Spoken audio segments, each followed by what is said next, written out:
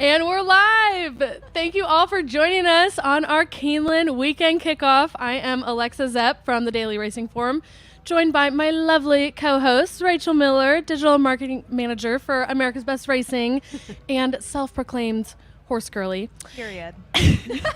And Ren Carothers. Hey, everybody. Pedigree genius and racing analyst. We are so excited to be here on opening day of Keeneland in a beautiful spring weather. Trapped in a tent with rain falling all around us. This is Kentucky for you folks. Yes. You can have stunning 70-degree days followed by this. So I'm sure that the scene is going to evolve with every passing week, and all the tailgaters out on the hill. This is kind of the place to be. We're right next to a hot dog / barbecue. Mm-hmm. I know, it smells so good. Smells good. And we might get some like hot dog calling in the background. We've been hearing that. Yes, a little hot dog call ASMR. So you want to explain what the people have to look forward to? Yeah, we're here every Friday. We're going to bring you everything Keeneland, handicapping, food, fashion, fun. Super excited. It's going to be a total blast. We have a ton of really awesome guests that are going to be joining us. So I can't wait. Well, can I also say we are missing you, Dan Torgman. Everybody's used to seeing Dan on these sets. So we're going to toast to you as we kick things off here. Keeneland live from the hill. And we've got a celebratory White Claw, which is not the beverage of choice.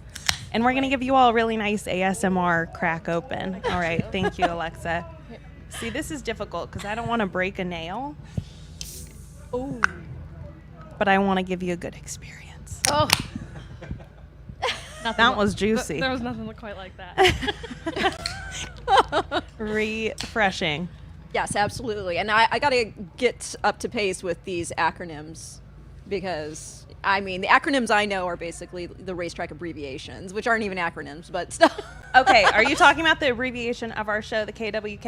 And Well, everything? no. There was something else. The ASMR? Yes. ASMR. I couldn't tell you what that fully means. It's like audio, sensory. Oh, okay, I got you. Thing. I thought, there's a little bit of an age disparity, and I just thought I The other part of the show is that we're going to be keeping Ren hip and cool Yes, in the please. Gen Z era.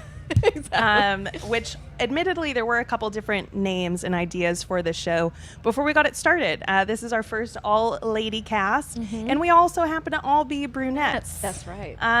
So Rachel Of course. took it to ChatGPT, which was a Oh great my idea. gosh. Of because course- we were trying to come up with a great name. Of course, after the fact, someone brought to our attention that the Kardashians are all brunette and had the grand idea of potentially renaming the show Keeping Up with Keeneland. But before we did that, I did turn to ChatGPT and said, what would you title a live show broadcast by 3 women, all brunettes, at Keeneland every Friday? Go. And ChatGPT did as it does and gave the most unhinged answers. And if you're not familiar with ChatGPT, it's like, That AI. I know. That I okay, know. she's got her finger on the pulse of pop culture. So, brunette beauties at Keeneland. That's a good one. I give That that, one's just like, obvious. That one's just obvious. I agree, but they get progressively worse. Brunette babes take Keeneland. That one. I give that like a 4 out of 10. I was going to say 6. Yeah, we need to give scores. That sounds like it should be a movie, actually. And just the variations of these Keeneland brunettes, triple hosted live Fridays. And they did incorporate the horse element, saddle up with the brunette trio. But I need to end with my favorite one, Brunette Bonanza. Which, if someone does not have that name reserved for a horse, do that I think immediately. that one's my favorite as well. Absolutely. Hilarious. And then when we realized the Kardashian similarities, I took it upon myself with my amazing editing skills. Show you what I did here. Superimpose. So for context, I did this photo and posted it into my Instagram feed in 2013. So that is a high school aged Rachel face. And I texted this photo in the group chat, and Alexa's like, you know what I'm going to do for the next hour and a half? Thank you. Nice trifecta. Thank you, Todd. Thanks, Todd. Thanks, Todd. Mom, I know that you're watching, and if you don't get in the comment section immediately, Thank you, Ellen. we'll have words. We love to see it. So, okay, enough of the context of the show and getting into it. Yes, because we are here 7 to minutes handicap. out from race 7. So let's Yeah. buckle up and dig in. This race is a 6.5 furlong race for 3-year-old fillies, 100,000 allowance optional claiming. And something I like to do every time when I start handicapping is take a look at the Timeform US pace projector just to get a feel for how the race is going to set up and where the horses are going to be. So I have this for you every race today. Early pace, it's showing a fast pace with the 9 going out, and late pace shows the 9 sticking around. So let's see, Ren, what do you think? Do you agree with that? Well, absolutely. When you go ahead and you look at the number 9, which is Amor Fati, who's going to be making a first start for Jose D'Angelo. He is 20% sending one out for the first time. She debuted for Brittany Russell out there at Gulfstream. Yeah, 21-2 opening quarter, 44-3 half. I mean, this horse should go out there blazing. I know it's a little tough when you've got an outside post, but she's so fast that I think she can get over and clear. And she does look like she's going to wire. We've had some big scratches in here with Roswell out. I do think, and it's kind of funny, we both think that there is a shot for a better price potentially with the number 3, Legadima. Yeah. I have that horse on top. I mean, I completely agree that the 9 is the speed of the race, going to go out. I mean, he set fast fractions and then continued on to win by 5. So that is obviously impressive.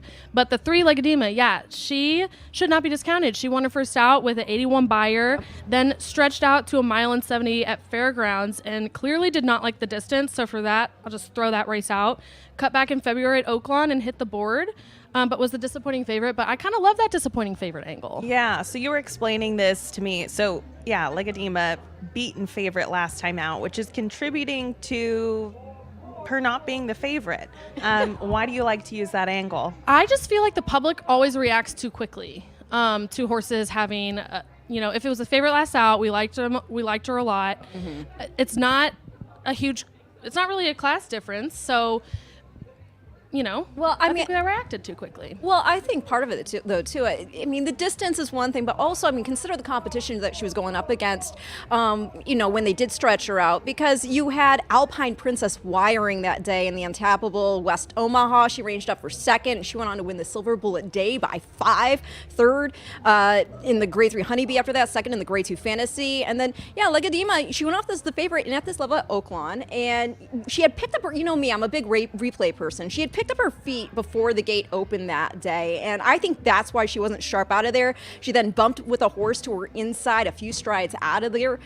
She was in tight behind between horses. She still tried to come with a run late to get third, beating 4 1/4.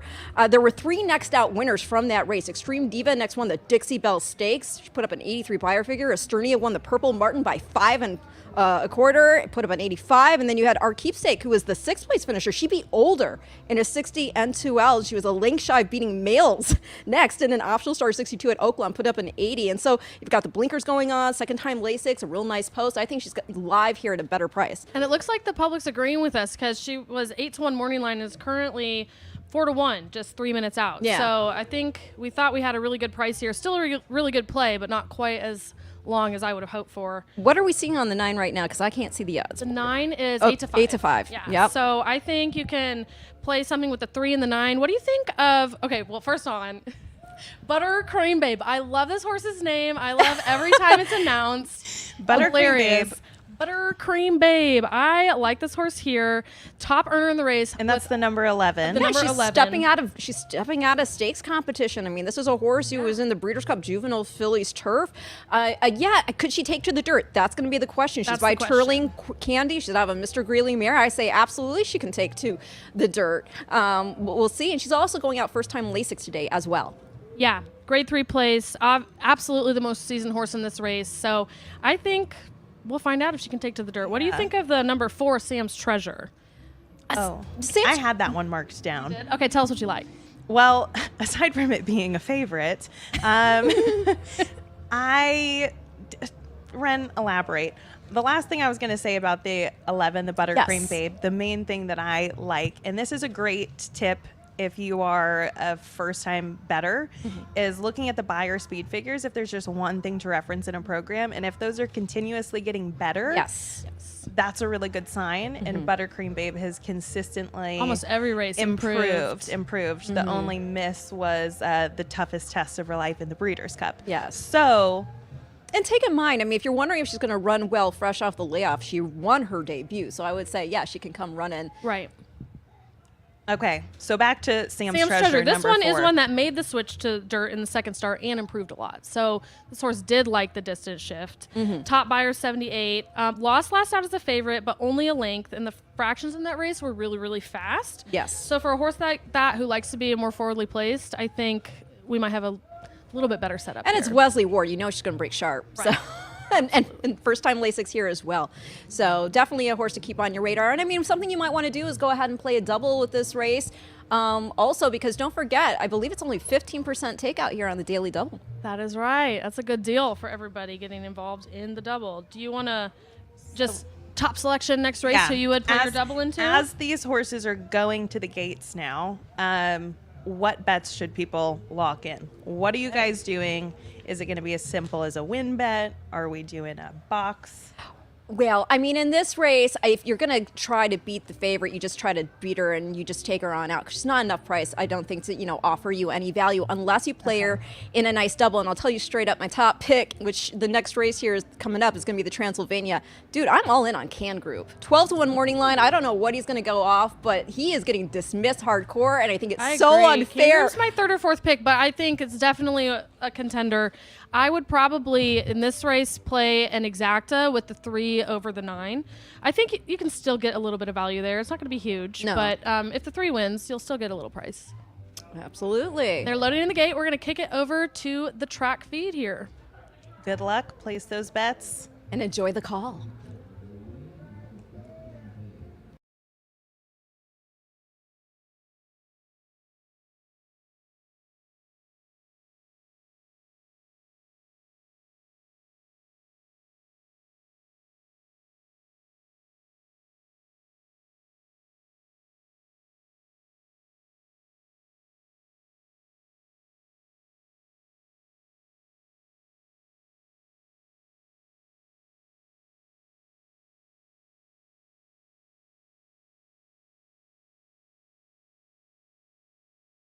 issue as well as they head up the back stretch, and Sam's Treasure to the lead. Best Kiss Yet, then Streaming now stacks up to their outside, a close third, followed by a More Fat Tea, who's going to be wide to the far turn, and fourth, 2 lengths off the lead. Like Edema hugs the rail, moves in a closer fifth, just to the front, but down toward the inside of horses. Buttercream Is Babe. this unfolding as you would have expected? As far as who's to the lead? If the 9 went out to the lead. Yeah, I can't. Yeah, the 9 isn't. I know it's hard for us to see here because it's pretty small. And I can't see the chiclets. Like the 6 is currently in the lead. Really? Yeah, Streaming now.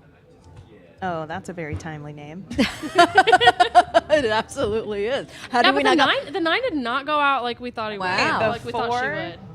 I missed the urging on to Treasure, see. yes. Oh, and we've got a contender. Who's that coming up on the inside and passing? The 3. Oh my gosh, it's the 3. It's Let's go, Legadima!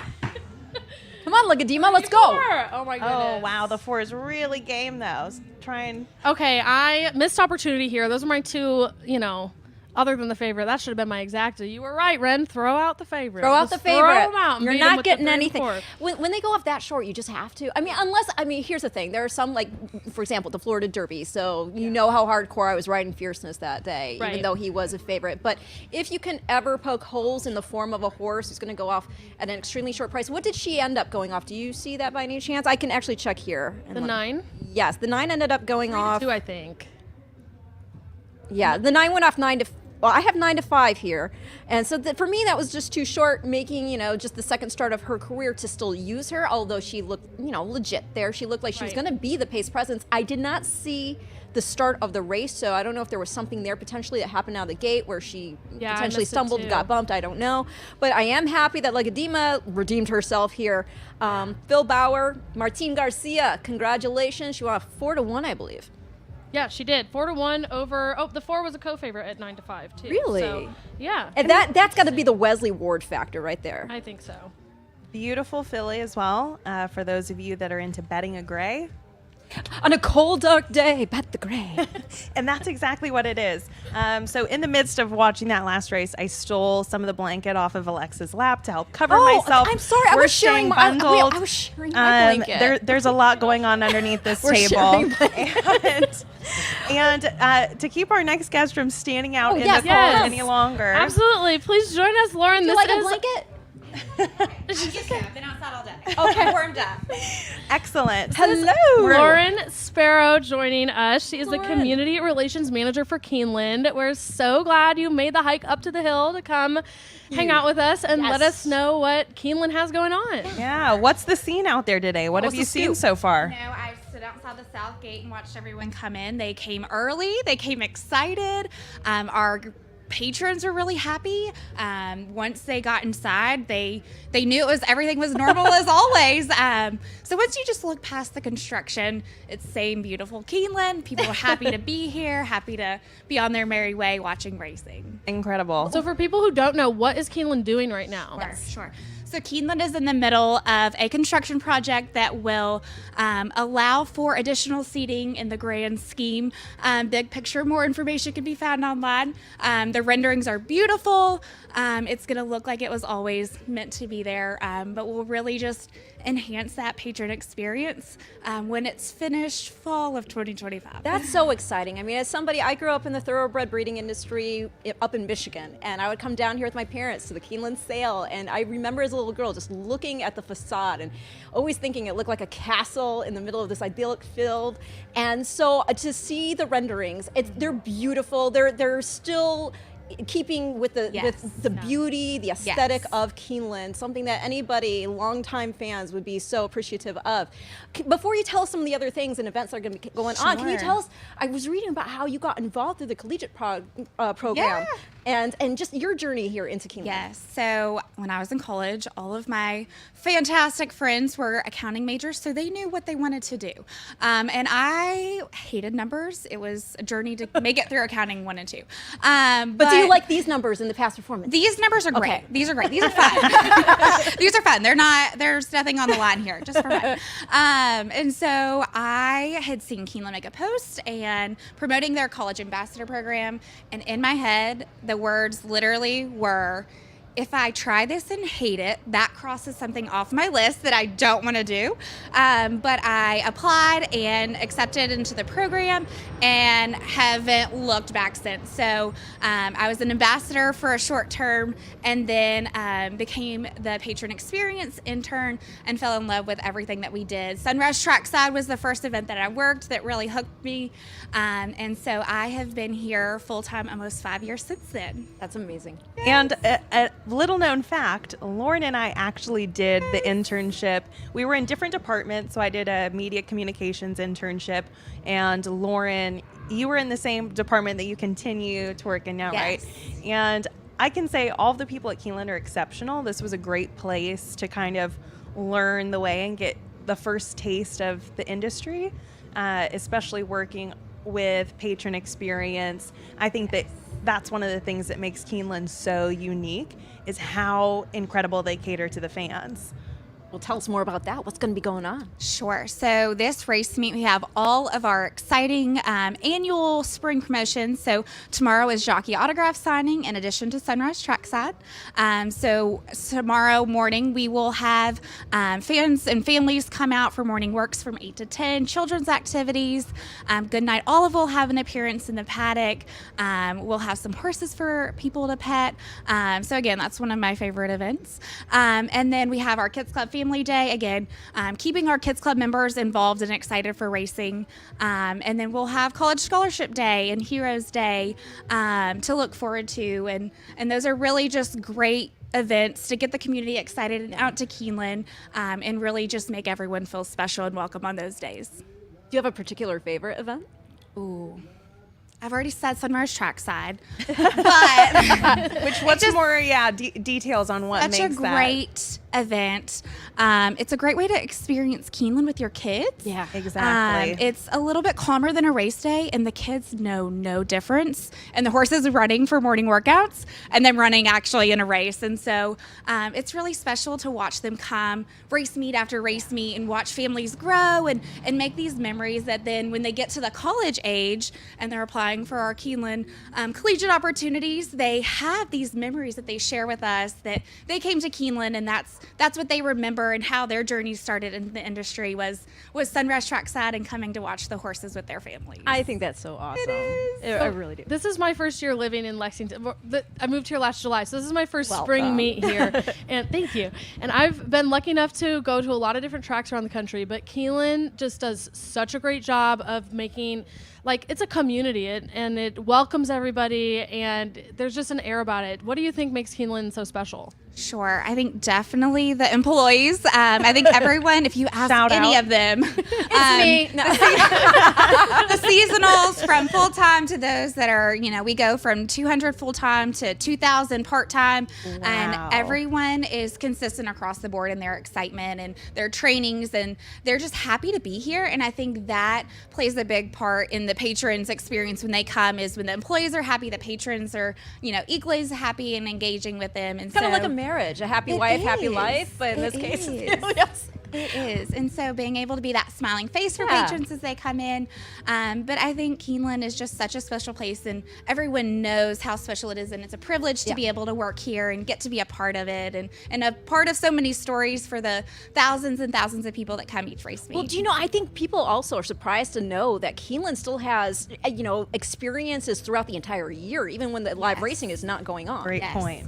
Our teams are busy, usually more sometimes in the off season non-racing than in the racing. So we're planning and preparing, but we have weddings, run walks here on our grounds, lots of charitable events, and so we really try Dining experiences. dining in the dark, fabulous. I don't know if I could dine in the dark, though. I have to look at what I'm putting in my I mouth. have not participated Hang because on. I don't know about this. Are you in a dark room and you're Yes. just So putting it's- things in your mouth? Yes. I don't think Seems I could safe. go that far, personally. something like that, yes, in the Keeneland way. So Is it burgoo? Nothing Is scary. burgoo a part of it? Because we're gonna Yes. have a little burgoo today. okay. Do you like burgoo? Oh my never gosh, had I it love before. burgoo. No, I've had the burgoo once. Okay. It's the bread pudding that I haven't had. Oh, both are fabulous. Can Both are you believe that? staples. She's never had the bread I pudding. know. My first time, I hate to admit this, was maybe a year ago. What? Oh my For the goodness. burgoo? Nervous. Lauren, that It's a feels little bit of like sacrilegious. the burgoo's I a heard little bit of a stories. mystery. Like I was like, I don't know what burgoo is, and then No the one culinary no team was one like, does. Lauren, it's No, people fine. were like, "Are you going to have the raccoon or the possum version?" I said, "It's beef." right. It's like vegetable soup with meat added. Awesome. It tastes very like homemade and great, and I'm all for a hot dog at the track.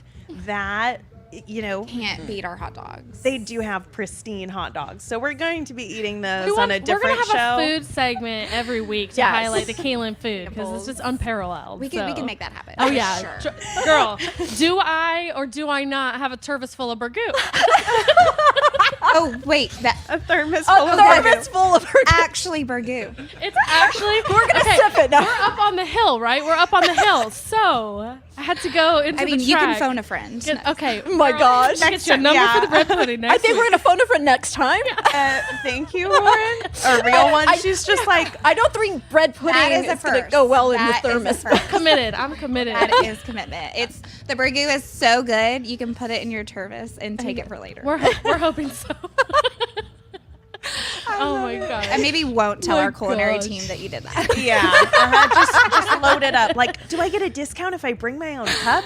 Right? Just to sip, Yeah. Right? Yeah. beside the track. I love it. Hey, whatever you got to do. Whatever you got to do. So, when it comes to the actual races, obviously tomorrow is kind of the marquee event. Yes. What are you expecting, attendance-wise? Sure. Or horse-wise? Do you basically even get a chance to get into that angle to know who's running, what's going on? Yeah, who's your pick? Um, That's all we want to know. You know, a lot of the times I'm focused. It fall under the department patron experience, so I'm more focused on the patrons than the horses. So I'm maybe not the best person, but our betologists down at Wagering Central usually have the hot tips of that. So I encourage anyone and everyone to go talk with them. I need to go make a pit stop there on the way out today. But tomorrow is sold out, and so we're expecting patrons to be really excited. The weather should be a little warmer, so we're hoping that the sun can peek out and that the crowds are really excited again for just great racing and a great experience when they get here. And so today has allowed us to, introduce patrons to our new parking operations and the entrances to get into the gates. But so far, so good. So we're excited for another great day again tomorrow. One other question I have for you is just, with your experience thus far, do you have a favorite memory that you've already committed to memory here at Keeneland? Sure. Or that's indelible, rather. Sure. Let's see. One time for my birthday, because my birthday always falls during the race meet. So does mine. April 12th, next Friday. Okay. Happy early birthday. Thank you. Is this On the Aries 28th. season then? I'm or a no? Taurus. Okay. Cusp people. And so every year, everyone has always tried to make it so special. And so the annual tradition of having Steve sing Happy Birthday in the winner's circle is definitely the highlight. And then being able to kind of, have that experience where people have, maybe taken me over to the track to watch the race at the winner's or at the finish line and then into the winner's circle. It's those little moments that, again, the experiences here and the extra miles that are taken are just really special. Amazing. I love it. Well, thank you so much. Keeneland is amazing. We're so happy to be here. Thank you for sharing everything and taking some time out of your very busy opening day to join us. I'm excited to be here, and I will definitely connect with you on some bread pudding. I appreciate Thank you. Other goodies. Now that I know where to find you. Perfect. Thank you so much, Lauren. Thank you guys. Have a good day. You too. Thanks so much. Thank you so much. Keeneland truly is amazing. I mean, they just do so much here to make it an experience. Every track again has their own personality. Oh, isn't that the truth? Oh my gosh, yeah. Go to every track you can. I've been to lots of little. A very underrated track I think is Canterbury. I love Canterbury. I've not yet been to Canterbury, go to Canterbury. and I'm married to Matt Carothers, so it's like. Okay, Ren needs to go to Canterbury. Yes. It's a really nice, cool little track. The people at Hawthorne are amazing. I mean, I want to eventually, hopefully, go to all of them. But Keeneland is one of the best. Yes. And speaking of the Burgoo. So they're definitely. This is some of the most unhinged that I've ever seen in my life. I got really fixated on this Burgoo. I was like, we have to have Burgoo. So it was a hike, but brought it. So we are going to Bluegrass and Burgoo. That's right. Cannot wait. Before we hop into that, we have a little sizzle here for you to preview. Get in the Bluegrass Stakes mood.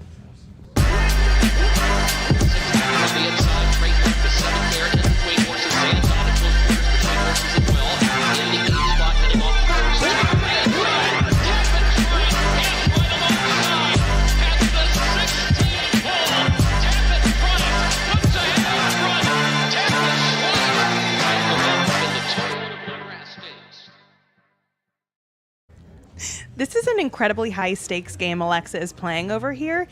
She is currently pouring out the thermos of Burgoo into cups, and I'm slightly panicking. When I tell you I walked into this tent and I saw a thermos full of brown sludge, I was like, did someone get sick on the way here?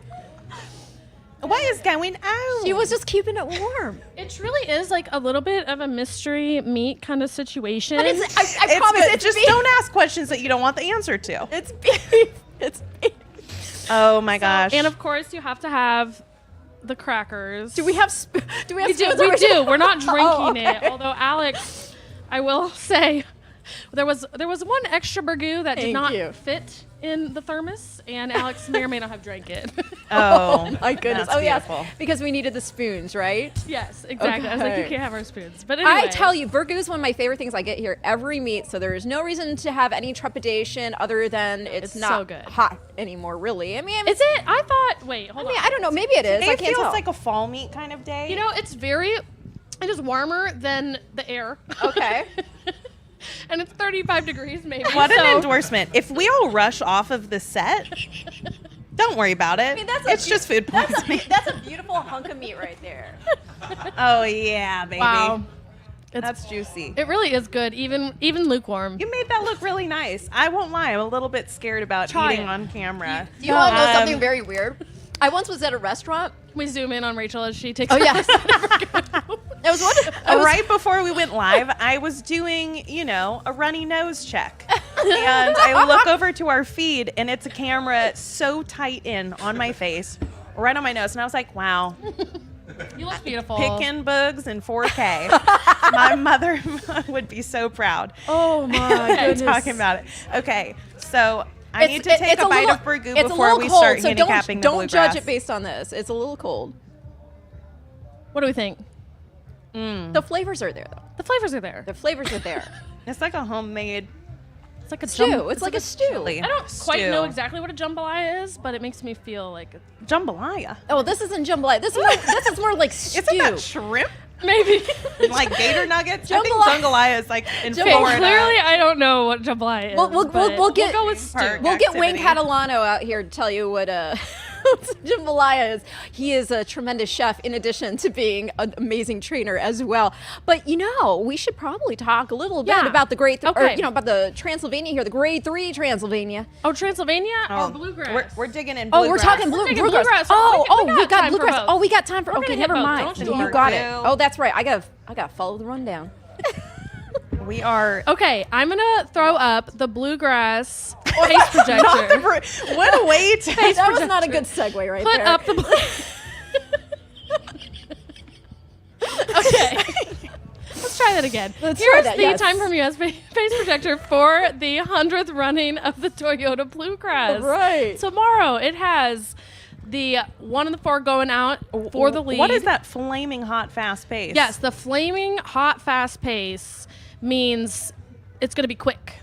So in the pace projectors, Yes. you will see it will either have the fast pace or it'll have kind of an icicle slow pace or nothing, which it means an even pace. So it's predicting a fast pace in the bluegrass, and then the winner it has predicted as Dornoch over the closer in the race, Sierra Leone. Uh-huh. So let's jump in. Ren, Yes. what Yep. do you think about this race? Well, as chalky as I might be, I'm still sticking with Sierra Leone. I'm a fan of his. And, I mean, bottom line, there were two horses that were really able to come from well back off the inside bias on the day of the Remsen. And the only the horse to do it, other than Sierra Leone, who came on, I know he ended up losing, but I mean, again, there was a pronounced inside bias. So I do think that is part of the reason why Dornoch was able to come back on him on the inside and get the nose up. But So I have this replay to show you do? everybody. So, Perfect. Yeah. Lala's going to be 3 wide. Private Desire was off slowly, is rushed up and applies pressure. Private Desire is going to push the tempo, and Private Desire, tugging to the front, is now going to challenge Dornoch as they hook up with the backstretch. There's Bilal. Dornoch who's settled in kicked. third. Dornoch is now opening up that margin. It's Dornoch who's up by 3-4 wide, just ducked in there. Sierra Leone is rolling. Here comes the big bounding strides of Sierra Leone. Sierra Leone from last to first. This is a big effort. Battling on is Dornoch, who's back to second. Sierra Leone is dugging in. Dornoch is coming back. Dornoch not done. It's gonna be a photo. he went a gazillion wide off the turn there. Yeah, he was so far back and went very wide. Dornoch was obviously leading, but okay, Ren and I have a little bit of a disagreement do you about know- Dornoch. Yeah, know who this the- is why I'm in between. I got to separate these girls because they're having do you want to beef. know who the only other horse? This beef? Yeah, they're having beef.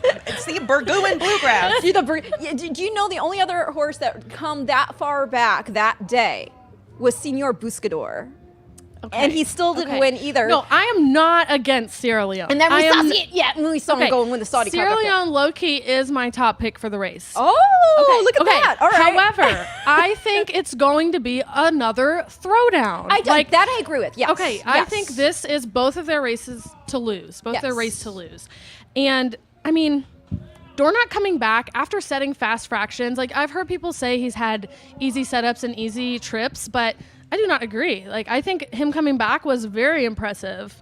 Now, next race, Sierra Leone's next out, put blinkers on, so that kept him 6 lengths closer to the pace, helped him focus up and mature a lot. So if Sierra Leone was 6 lengths closer to Dornoch in the Remsen, would he have been able to come back and beat him? Well, maybe. I don't know. I mean, he obviously has serious grit. Well, I think the other part of the reason people are a little skeptical as well is that when you go and you look at, Dornoch's next race there in the Fountain of Youth, the horses to come out of that race and then run the Florida Derby, I mean, like, you're looking at low buyers. And then also you compare that with what Sierra Leone did in the horses he beat out of the Risen Star. And he closed from a wide position again. He beat Track Phantom. Track Phantom had won the Gun Runner in the Grade 3 Lecomte. Catching Freedom was third. He went on to beat Track Phantom by 2.5 lengths in the Louisiana Derby, put up a 97 buyer figure.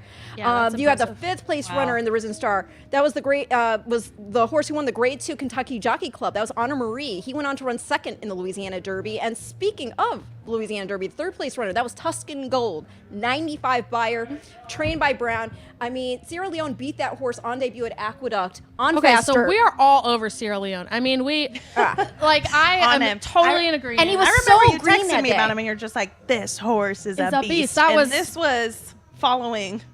Yeah, absolutely. So now I do think this is probably going to come Sierra Leone, Dornoch, Sierra Leone. But do you have any value in the race? Because I still think you can get value out of the race. I like the number 1 Top Connor, only been out once. I think Top Connor makes a lot of sense. They spent $1 million on this horse. 86 buyer, first out. Distance should not be a problem. Oh, absolutely not. One of the best debut races in the field. I mean, you saw that with the number 2 BU as well, who had a killer debut and then kind of flopped next out. So that's always a risk. But I think BU's been working with fierceness.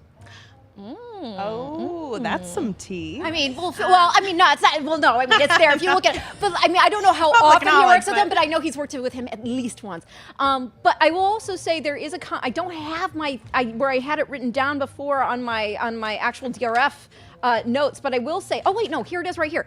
Top Connor, if you look at the horse that he beat, Military Road on debut, he beat him by 2 lengths. You'll also find Military Road in the company lines of BU. He was 3rd in that January 13th race, which was won by Conquest Warrior, the Sugar Horse. And, I will say that Military Road, he was behind Antiquarian in that race. That was his debut. Next ran 2nd on March 31st.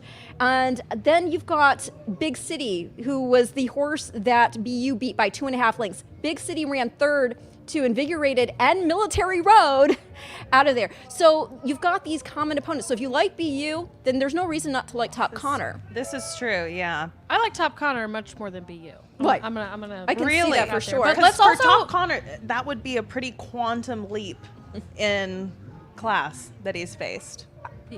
Yeah. I will say, I mean, just But a touch, but he's not a good bit. value. I don't know about. I mean, he's 7-2, so I don't know that I'm that excited about him from that perspective. Top but Connor? No, just a touch, just a touch. Yeah. If we're looking at other horses in this race for Brad Cox, I mean, this horse by Justify, you're out of a Tappet mare. You want ground. And both of his races have been on sloppy sealed, and he should like that because anything AP Indy, Tappet is by Pulpit, Pulpit's by AP Indy. Anything AP Indy can go on off going, and Justify obviously was good enough going as Absolutely. well. But Ren let's is Let's cooking also with the set the pedigrees. stage too. We Yes. didn't mention this is one of the big Kentucky Derby preps. Yes. Yeah. 100 points to the you winner. are in if you you are 100 to the winner. You're in if you get first or second. Yes. 50 to second, 25 third, 15 and 10. Now, there's 11 horses in this field. 9 of them already have points. So, Dornoch already in the Derby. Yeah. Sierra Leone already in the Derby. Yeah. The next is Seize the Gray with 27. So, could get third and Which- still get in the Derby. Can I say I just Final. love Dwayne Lucas is in here. I love the coach. So he has a horse that will be in the Derby now for the first time since 2018. How and awesome. we love to see him represented. Yes. As far as the Bluegrass Stakes being the final setup for horses headed into the Kentucky Derby, I've got a couple stats to share. Share. 23 horses coming out of the Bluegrass have won the Derby, which includes champions that have some, name recognition, especially for our pedigree girly Ren. Whirl Away, Northern Yes. Dancer, Spectacular Bid, Ali Sheba, and Unbridled. Yes. So if you have any proximity to the sport, those might be a couple names that you've heard. However, the last time a horse that ran in the Bluegrass won the Kentucky Derby was Street Sense in 2007. And he got second here in the Bluegrass at Keeneland before Wearing the Roses at Churchill Downs. So if you're looking at that, do you think that even if one of these horses like Dornoch, Sierra Leone, wins in the Bluegrass, they're going to be the one to break that streak? You know, sometimes you have to also look at the fact that there was that whole span of time where the main track here was synthetic. Okay, that's fair. So there's I mean, when we're looking at this Very data, different you have service. to you have to take that into account as well. And we have said some recent notable winners. Yeah. I mean, not the Derby winners, but Good Magic 2018, Essential Quality 2019. And so and I don't even know if we mentioned this, but when we're talking about Dornoch, full brother to Mage.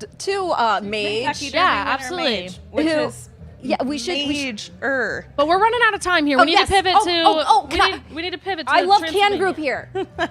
Can I tell you why, though? Can I tell you Yes, why I love please. Can Group? Okay, so first of all, like Can Group is owned by my friend John Green, but that's not why I like him. I like him because I mean, who cares what he did last out on the dirt? I mean, let's not penalize the horse Totally agree. for trying. Totally right? agree. Throw it out. No, they look- were seeing if they could go for the Derby. They were like, Exactly. hey, let's test him again. We know he's a great. Yup. I mean, he won here Yup. last year. Obviously, great horse. Wins They were the like, Bourbon. and I respect that. You know, Yes. the Derby is the goal, right? Or one of the goals. Yeah, so let's absolutely. test it out. Let's see if he can hang on the dirt. Flexible Nope, pedigree. Still can't. So And move on. Exactly. So now we're going to like shift gears here. And as you said, he won the Bourbon here. He was able to close to get that win. It was a scintillating run that he put forth. I think there's enough speed in here. And here's the other thing. When I look, here, you're penalizing a horse. Take in mind, the last time he ran on the turf was the Breeders' Cup Juvenile Turf. And let's take into consideration this, okay? Because I think it's nuts. If you look at the fractions that Can Group himself put up in that race, he went 23 and 57 100s, 24 and 51 100s, 23 and 19 100s, and then he rattled off the final quarter in the Breeders' Cup Juvenile Turf in 22 and 74 100s after all the drama he had during the course of the race, and there was a lot.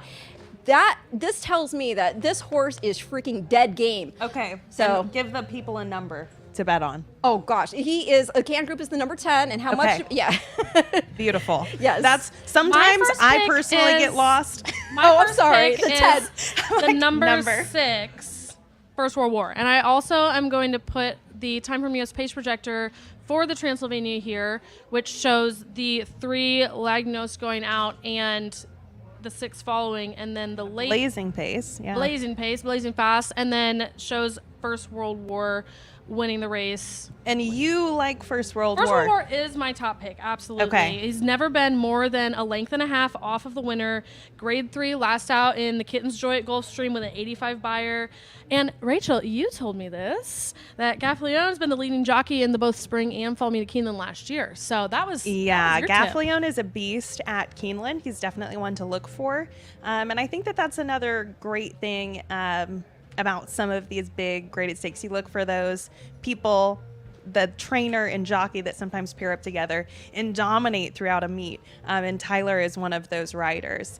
Now, I have to shout out the number 2 horse because Guy- it's called A Guy Named Joe. That's my second pick. Guy named And Joe. I think that that's My a third pick. solid long shot. That's my second pick. My third, we're in agreement. What a there. tremendous pedigree he has by American Pharaoh. He's out of Hungry Island. I mean, she, was Great a multiple family. graded stakes winner on turf. Very good producer. I mean, it's a And two back was the El Camino Real Derby. Yes. And this race, I think, was kind of a key race because he got third, beaten by Endlessly, who then came back to win the Jeff Ruby Stakes.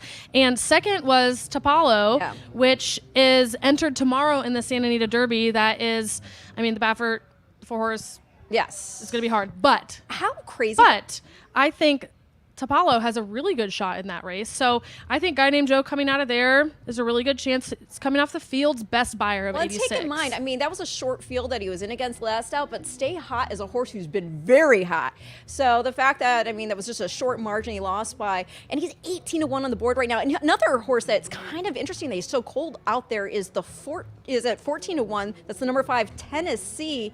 I mean, my gosh, this horse, he's not been on the turf yet. He's had 2 starts on synthetic. aesthetic, and then he had the dirt debut over the sloppy sealed going. He's got pedigree to get on grass. So I think it's pretty interesting. I mean, you've got Cox, you've got Jose Ortiz, and again, a beautiful pedigree. They obviously thought enough of this horse to nominate him to the Triple Crown.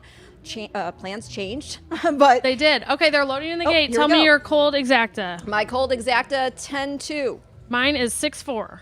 And I'm going to throw out a 2-6. All right. Let's go. Let's go. We'll kick it over to the track feed. Olsen moving into line.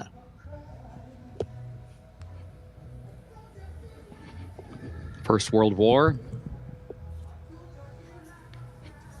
Cugino to complete the field. Goes in. They're at the post. And they're off in the Transylvania, presented by Keeneland Select. Oscar's World and Neat away quickly. Oscar's World goes right to the lead, and then Neat, full Nelson to the far outside, and Tennessee up close in the opening strides from in between horses. Cugino going to be caught wide to the first turn in fifth. Musical Act to the inside of that one in sixth. First World War is in seventh as they head for the first turn. Lord Bullingdon swings to the outside from eighth. Laganos hugs the rail and saves ground in the ninth position. Can Group is near the back of the pack, 2 lengths off the rail in 10th, and running 9 lengths off the lead onto the back stretch. And then Guy Named Joe and Depiction, who is at the back. The opening quarter went in 23.98 seconds. Up the back stretch they go. Here's Neat to the inside of Musical Act. Musical Act has a narrow lead. Cugino seeks to join them. Moves forward, far outside from third to challenge for second. Oscar's World comes off the rail between horses in fourth. 2 lengths off the lead. Now edges a little closer. Full Nelson to the outside of that one. Lord Bullingdon going to be 4 wide to the far turn. Still nearly 5 lengths off the lead. Followed by Tennessee and First World War. 48.78 the time for the first half mile. Over to the far turn they go. Musical Act to the inside. Cugino is right alongside. Those two matching strides around the turn. Full Nelson caught 3 wide. Moving up into third by a neck. Oscar's World is fourth between horses. Neat is fifth toward the inside. Lord Bullingdon, First World War. And then Can Group, who goes wide, still nearly 10 from the front. They turn for home. Cugino and Musical Act going at it. Final furlong. Full Nelson is next. Oscar's World is in behind horses, along with Neat down toward the inside. Lord Bullingdon is still fifth, still 6 lengths away. Cugino, Musical Act side by side. Neat is trying to find room between that pair. It is Cugino in front, and then Neat to the inside. Laganos is running late at the wire. Head bobbing photo for the win. Head bobbing photo for the top spot. Either Neat to the inside or Cugino alongside of that one. Okay, that was a bit of a. I think it came was tough to see. 4-12. I want to say 4-12. Oh, that's my birthday. I should have bet that. Yeah. Yeah, When all which was my underneath of my exacta. So Cugino. First World War, like that's one of the things with these big turf races. You know, you can find traffic, it can be hard to close, and I think. Oh, no. I was just thinking something. I was thinking out loud that it's so funny because, like, a guy named Joe, he was bred by Emery Hamilton. And, like, when I was going over this race, I thought it was so interesting because Emery Hamilton, most of all the horses that she's bred, the line she's cultivated, go to Shug McGahee. But he doesn't train that horse. He trains the 12, and that's who it was here. Oh, my gosh. I think the 12 won? I think so. Yeah. It looks like the 12 to me. I don't know. I think the 4 might have gotten it on the inside. I hope so. I This cannot. 4, I know I said was the underneath of my exacta, Yes. but I didn't get to say what I liked about it because we just ran out tell of time. us, But tell us. it's won every turf start other than the debut where he was bumped, Yes. and won them that's all by the 3, 12. 4, 5 lengths. 84 Beyer last out, Yeah. and had won at this distance twice. So definitely a you're competitor. right. I know he was 13-1. So that's pretty good Wow. price, but I'm not sure if he got it or the 12 got it. I can't tell because you know what? When I first saw it holding on for the live, 4. when I saw it live, it looked like the 12, but then they showed the slow-mo, and it looked like it was the 4 clearly. Look, Yeah. Tom Espinoza says looked like the 4. I think so too. The The 12 suspense. Who was coming? Cugino, not Cugino. Cugino, which is cousin in Cugino. Italian. Oh, is it? Oh, yes, thank yes, you, yes. Thank you, Google. And I had nothing bad to say about that horse either. No, First or they're second, showing all the 3 12. starts. They're showing the 12. Are you sure? Because Well, they're doing photo. Oh, finish, that's so showing both. they've got both of them up there. Well, while they deliberate on the results of that photo finish, I would love to bring on our next guest here to the show. Super excited to welcome back Greg Harbit with the Ed Brown Society. If you want to come on in, take a seat and kick it with us for a little bit. Are you staying warm out there today, Greg? I'm trying to. How about you? Yes. I'm stealing blankets off of other people's laps. I have Ugg boots on. I'm wearing nylons under my jeans. That might be Couple TMI, layers of but socks, absolutely. it's really nice to meet you, Greg. Nice to meet you as well. It's been the first time I've never gotten to meet Greg, I but know, I've I know heard a he's ton about you. Been on the shows before, but also my first time meeting you. So thanks for joining ABR shows It's again. my pleasure to be here and thankful to meet all of you. Well, I think what you're doing is tremendous work with the Ed Brown Society. And one of the things that I just find so fascinating, I mean, we're coming up on the 150th Kentucky Derby, and his connection to the trainer of our first Kentucky Derby winner ever, Aristides. The namesake of the Ed Brown Society is very, a profound meaning behind just the name. Absolutely. We're very excited about the 150th anniversary of the Kentucky Derby. For us, it has a unique connotation. Ed Brown actually apprenticed under Anson Williamson, who was the first trainer, the first Kentucky Derby winner, as you had mentioned, in Aristides. So we're very excited to see not only the 150th history of the Kentucky Derby, but as it ties into the Ed Brown Association with that lineage of Anson Williamson to Ed Brown. Can you explain? Oh, I'm so sorry. Were you going to say something? Yeah, I was just going to tell us, like, for those who don't know what the Ed Brown Society is and what it does, tell us a little bit. Well, the Ed Brown Society was established 3 years ago, and what we primarily do is, number one, tell the rich history of African Americans within this industry. Secondly, we provide scholarships, but more importantly, we provide unique opportunities, whether it be internships or direct work placements for minorities within the thoroughbred equine industry. It's amazing, and it only is 3 years old. Yes. How is it growing? It's growing very rapidly. We initially started with 2 students, and both of those students are now placed and working within the industry. Charles Churchill is working with first. We love him.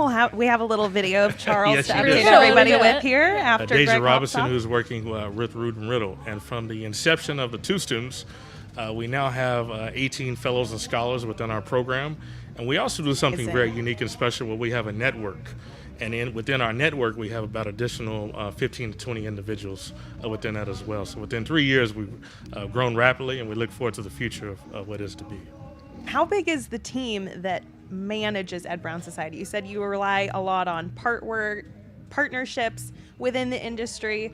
Are there really big supporters that have been super helpful in placing these scholars? Yeah, so our partnerships are very huge. Without our partners, we couldn't do that. We're very fortunate to team with a lot of the industry key leadership, such as Keeneland, First, Churchill Downs, Naira, and the Jockey Club at a partnership level. And we're very deliberate when we use that term partnership. We have other people that we collaborate with, other people to support our endeavors, but we're very fortunate to have those 5 key partners.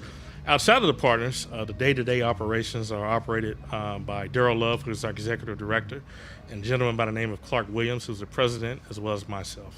Can you tell us more about the namesake of the society, Ed Brown? It's very dear to me, Ed Brown. We could talk countless minutes and hours about Ed Brown, but to condense that, Ed Brown was an African American that was born here in Kentucky. He was sold as an enslaved African American to Woodlawn, where he tutelaged under Anson Williamson. And from there, he was really able to chart his course and gain a lot of notoriety, not only as a jockey, but also as a trainer and as an owner. So he's really able to complete the trifecta, being a jockey, a trainer, and what is not often talked about with African Americans within the business is a very prominent owner. So if he was able to come everything that was thrown against him from being an enslaved African American and rise to the prominence that he was able to and be one of the few African Americans enshrined in the National Racing Hall of Fame, we thought it would only be befitting that we would name our organization after that great individual. Well, I have to say, one of my favorite quotes from you, and this is regarding your own family because you're a generational horseman yourself, was standing on the shoulders of giants. I mean, one of the all-time iconic photos in horse racing period is Man of War with Will Harbit, who was your great-grandfather. Yeah. So very proud of that legacy, that heritage. I'm a 3rd generation horseman myself, but I really do feel like that. I've been very privileged to work in this industry. This industry has taken me all across the world. I want to share that with other individuals. It affords a lot of opportunities. It's taken me countless places, But, I really feel that I stand on the direct contributions of those giants that came before me. So, yes. And it's great to remember that and recognize that. I feel like oftentimes we can get so lost and caught up in what we're doing, paying homage to those that came before and paved the way. Absolutely. And you're one of those people now that is paving the way for the next generation. So for anyone watching this that's looking to be involved either in assisting with operations of Ed Brown Society or even being a scholar, where can they go to find some more information? You can go to the edbrownsociety.org. We actually have opened up our scholarships. We give a lot of scholarship money out. I think that closes on May the 17th. Oh, better get on it. Get on it. Yeah, pre-Preakness. Yep. Actually opened 2 weeks ago. So you can go to edbrownsociety.org and learn more about us, but as well as apply for financial aid. So we're very happy to offer that. And we look forward to bringing as many people as we possibly can into this unique industry. We're super excited to hear that. And thank you so much for all of the updates. We're looking forward to probably seeing you at some other key racing events throughout the duration of this year, and can't wait to hear more on how the program develops. Well, we can't let them go before we ask them, who do you like in the bluegrass? There we go. That's the sign-off question of every guest. No, I'm going to, and then I'm going to hold them to it, too. And next time I see you, if you're she's wrong, I'm taking going to notes. just totally be like, hey. Ren keeps receipts, okay? You put me on the hot seat here. If you would like, here are the PPs. Team Dornock Of or names. Team Sierra Leone? Yeah, Those that's are the two basically teams. the buckets. Neither. So bold move. A spicy pick. I'm actually going to go to wild card here. So one of my right. good friends is Florent Giroux, Okay. the jockey of the 6-horse. Just a touch. He's a little light on experience, but if you look at the Ragozin sheets, which I'm a big proponent of, he has the best Ragozin number within the race. So I'm going to sort of go to the outside and choose a wild horse and hopefully get a little price tomorrow on Just a Touch. Well, as you know, he's got pedigree for it. You might He has as a well. pedigree, he has a trainer, he has a jockey. So I Yep. look forward to being in the winner's circle tomorrow. We look forward to tracking you down on Twitter, Renwell, tomorrow, and we're going to clip this if the horse wins. Yes. And we're going to let you get back to enjoying your day, having some fun out at Keeneland. Absolutely. And stay warm. Absolutely. It's my pleasure. Thank you so much, So Greg. glad you're here joining us, and can't wait to watch your program continue to grow. All right. Thank you. Absolutely. And I want to show everybody Yes. how the impact they've been having Yeah. with this piece from Charles Churchill that he mentioned. Growing up in Kentucky, I realized I wanted to be in the thoroughbred industry, some way, somehow. So I earned an equine science and management degree from the University of Kentucky. But it was my experience as an Ed Brown scholar, with guidance from Greg Harbett and Ray Daniels, that gave me the support and confidence to see that I could make it in this industry that seemed closed. And now I'm beginning my career in racetrack management, so I can say EBS is paving the way for students like me.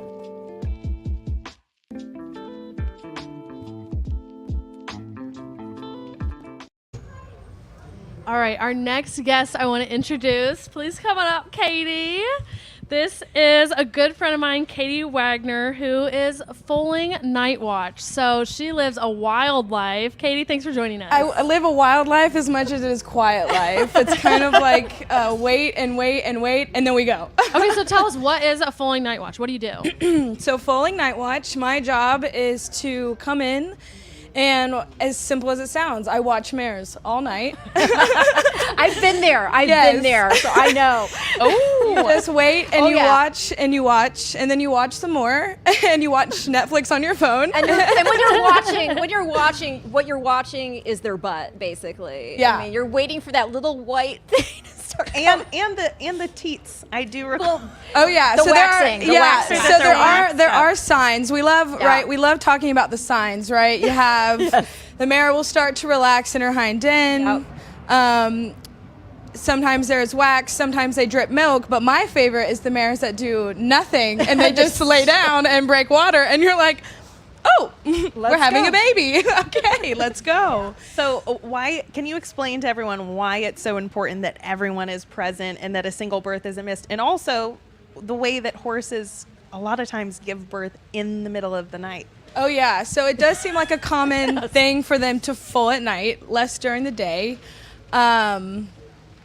Repeat your question one more time. I'm sorry. I'm just a little nervous. You're doing wonderful. And you had a shout out from Misty, who said you better say how much You love her. Oh, yeah. I do love you, Misty. You are crushing it. Like night watch people are so essential, especially during the foaling season, which for those that don't know takes place from about January to June, because the gestation period is about 11 months. Yeah, 11 months and 7 days is typically the average. So it's important to be there. And I have like a whole team that I call, especially because like the last couple of nights it's been like one foaling and then another one breaking water. So you need all hands on deck. How many have you had in one night? My record is 4. That happened the other night. I was texting Lexi. I'm like, oh my gosh, I can't wait to go back to bed. But really it's important to be there because you want to make sure that the foal is presenting right. You know, we want 2 feet and a head. A Superman position. Yes. You know, they Superman come out position. launching into the world. Crank that. Exactly. Yes. So you want to make sure that they're coming right. You want to make sure that the placenta is not coming first. We call that a red bag. Yes. And that's very, that means the baby is getting a lack of oxygen as it's coming through the birth canal. So we want to, if that happens, you know, you want to get the baby out as quickly as possible. But really, it's as complicated as you make it, and it's as simple as you make it. I mean, generally speaking, everything goes so well, and the mothers are really, most of them are really naturally great mothers, and that's a very interesting part of it too, is seeing these mothers, you know, get up and they've just given birth, which I can only imagine, and they're getting up and they're pushing this baby back toward their teats, and like, you know, some of them too, they will position themselves just like directly in front of the foal, where the foal has no choice but to figure it out. And nothing makes you feel like the human species is less capable than watching a foal figure it out and stand up, which I will say, this is official statistics that come from my own mind, that fillies always stand up and nurse faster than boys. It is a common knowledge. I think anyone will agree with you there. The fillies are like, boom, like we got it. We know what we're doing. We've been here. We're ready. And the colts are like, so how long can it take? Like how long does the foaling process take, and for them to stand up and typically, the foaling process itself, actually, like the birthing is typically very quick. I mean, they lay down.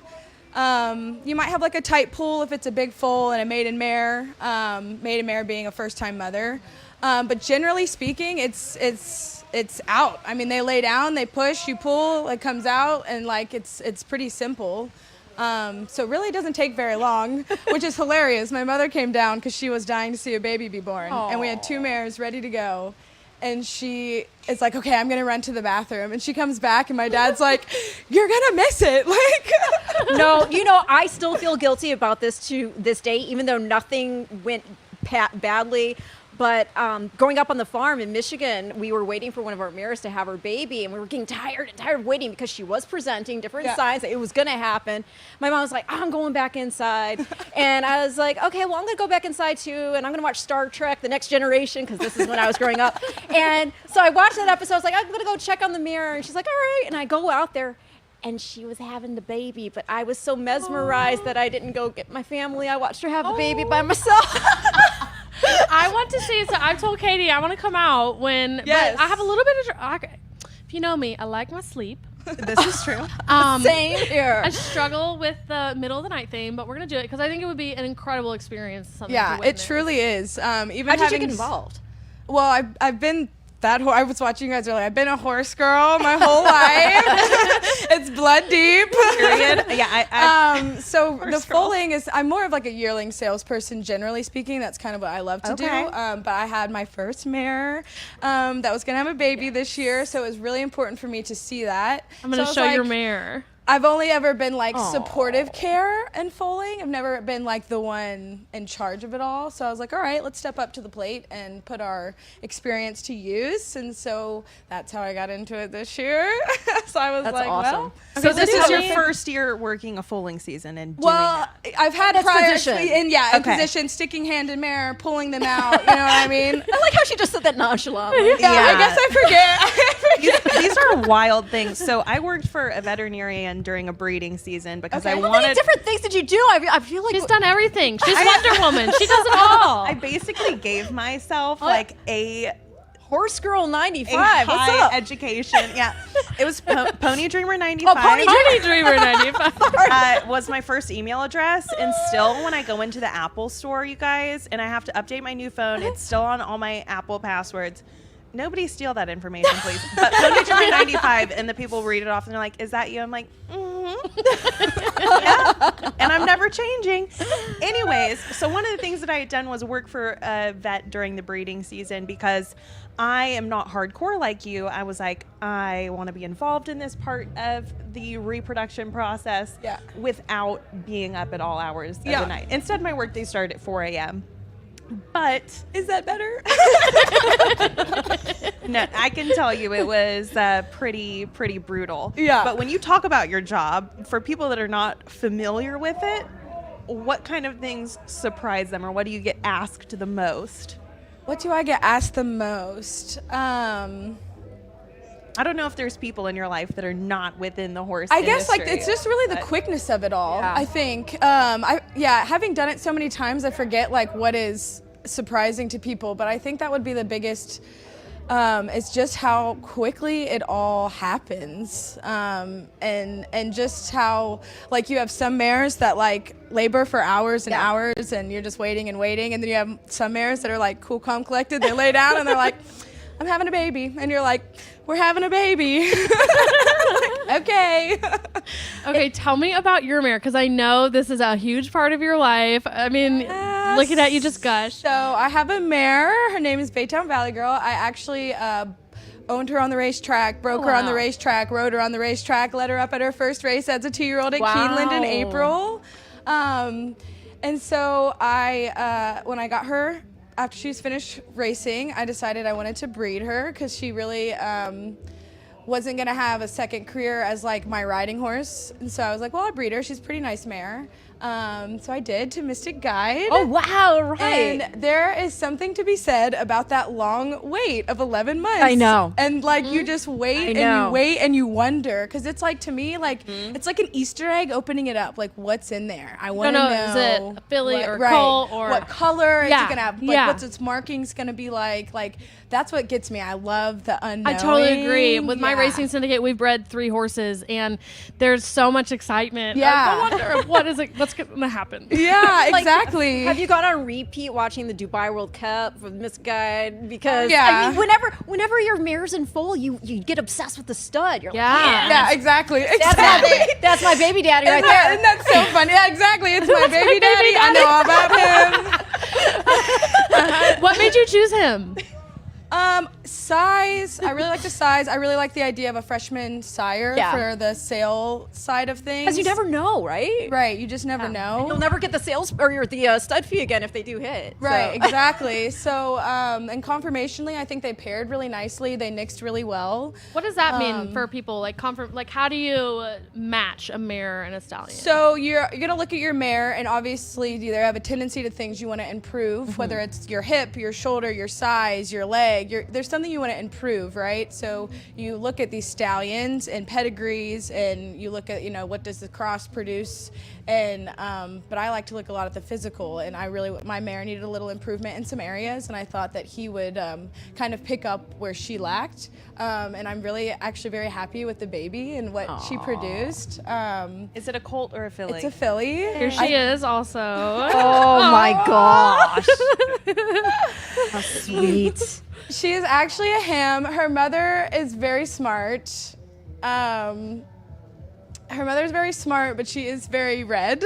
That chestnut. She's got the chestnut mare thing going. Okay. So I feel like that will probably inevitably be bred into the foal, because she's also chestnut and a filly.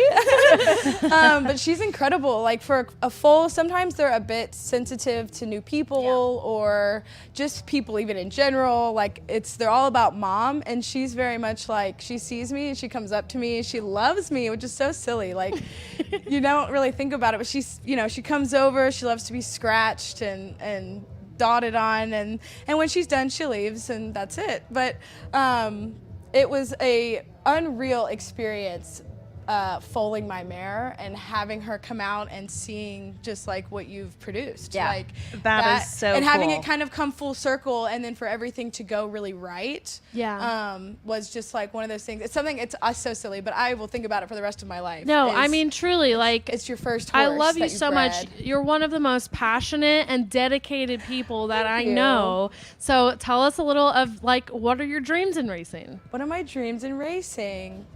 Well, that's very broad because I'm totally not sure what I want to do yet and like totality, but I think that our industry is at a crossroads with the breeding game. I think that there's a lot of scrutiny of breeding right now, and maybe rightfully so, and I would like to be a solution to the problem. So I really want to put out horses that are durable, have longevity, and really want to be a young face for this game to hopefully get other people to be just as passionate and invested.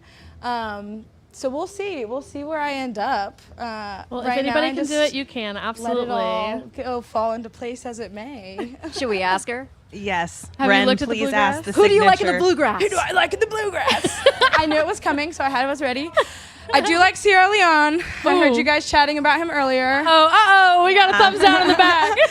We've got a new Me and special guest, Lexi were in talking the other wings. night, and I do like, is it Top Connor is the one? Is that right? Correct. So I'm very familiar with that family, so I'm a little biased on it. But See, when you, especially when you're working on farms and you start to see these horses, yeah. it's so fun to find the family members. Oh and be like, yeah, oh. and then you So know what that's the mare why. looks like. You know what Yeah. they put out and produce, and so you're just going off of what the physical is of what they have. But I will take my chances on him, and I'll take him just to be a little different. All right, Just we've to got be a little 2 different.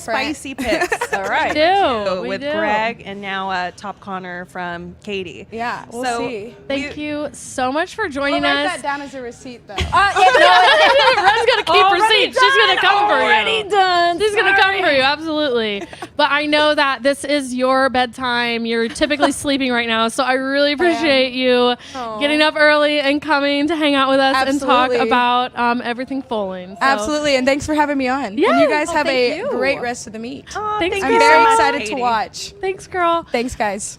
Great to meet Speaking of amazing mirrors, Yes. this week was Zenyatta's birthday, Yes. and Rachel had the privilege to go out there for her birthday party, and we have a little bit of that to show you.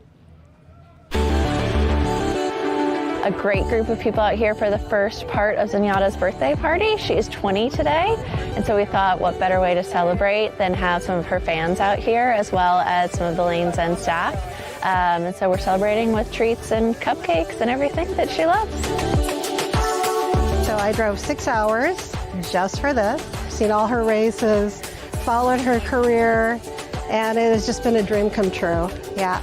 It was a phenomenal response. We wish we could have had everybody that wanted a ticket out here, and we are hoping to be able to have more opportunities so that people that didn't get to come out today will get to come out in the future. She's such a symbol for not only horse racing, but just for sports in general. There's something very special about horse racing. It evokes so many incredible emotions in people, and the fact that she beat the boys was so awesome. She is a rock star.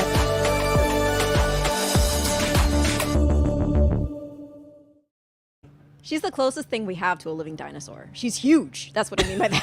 Queen Z. Queen Z. So out there on the tour, even though all of the people that paid to go out on this tour and get to hang with her are obviously fanatic fans, every single one of them that went up to stand and take a picture with her, all they could say is, oh my God, she is so massive. Yeah. And she's officially done with her baby making career. So she is happily not in foal, just vibing and hustling her fellow pasture mates around, which is super funny. The way she interacts with them, you would think she was a stallion, giving them the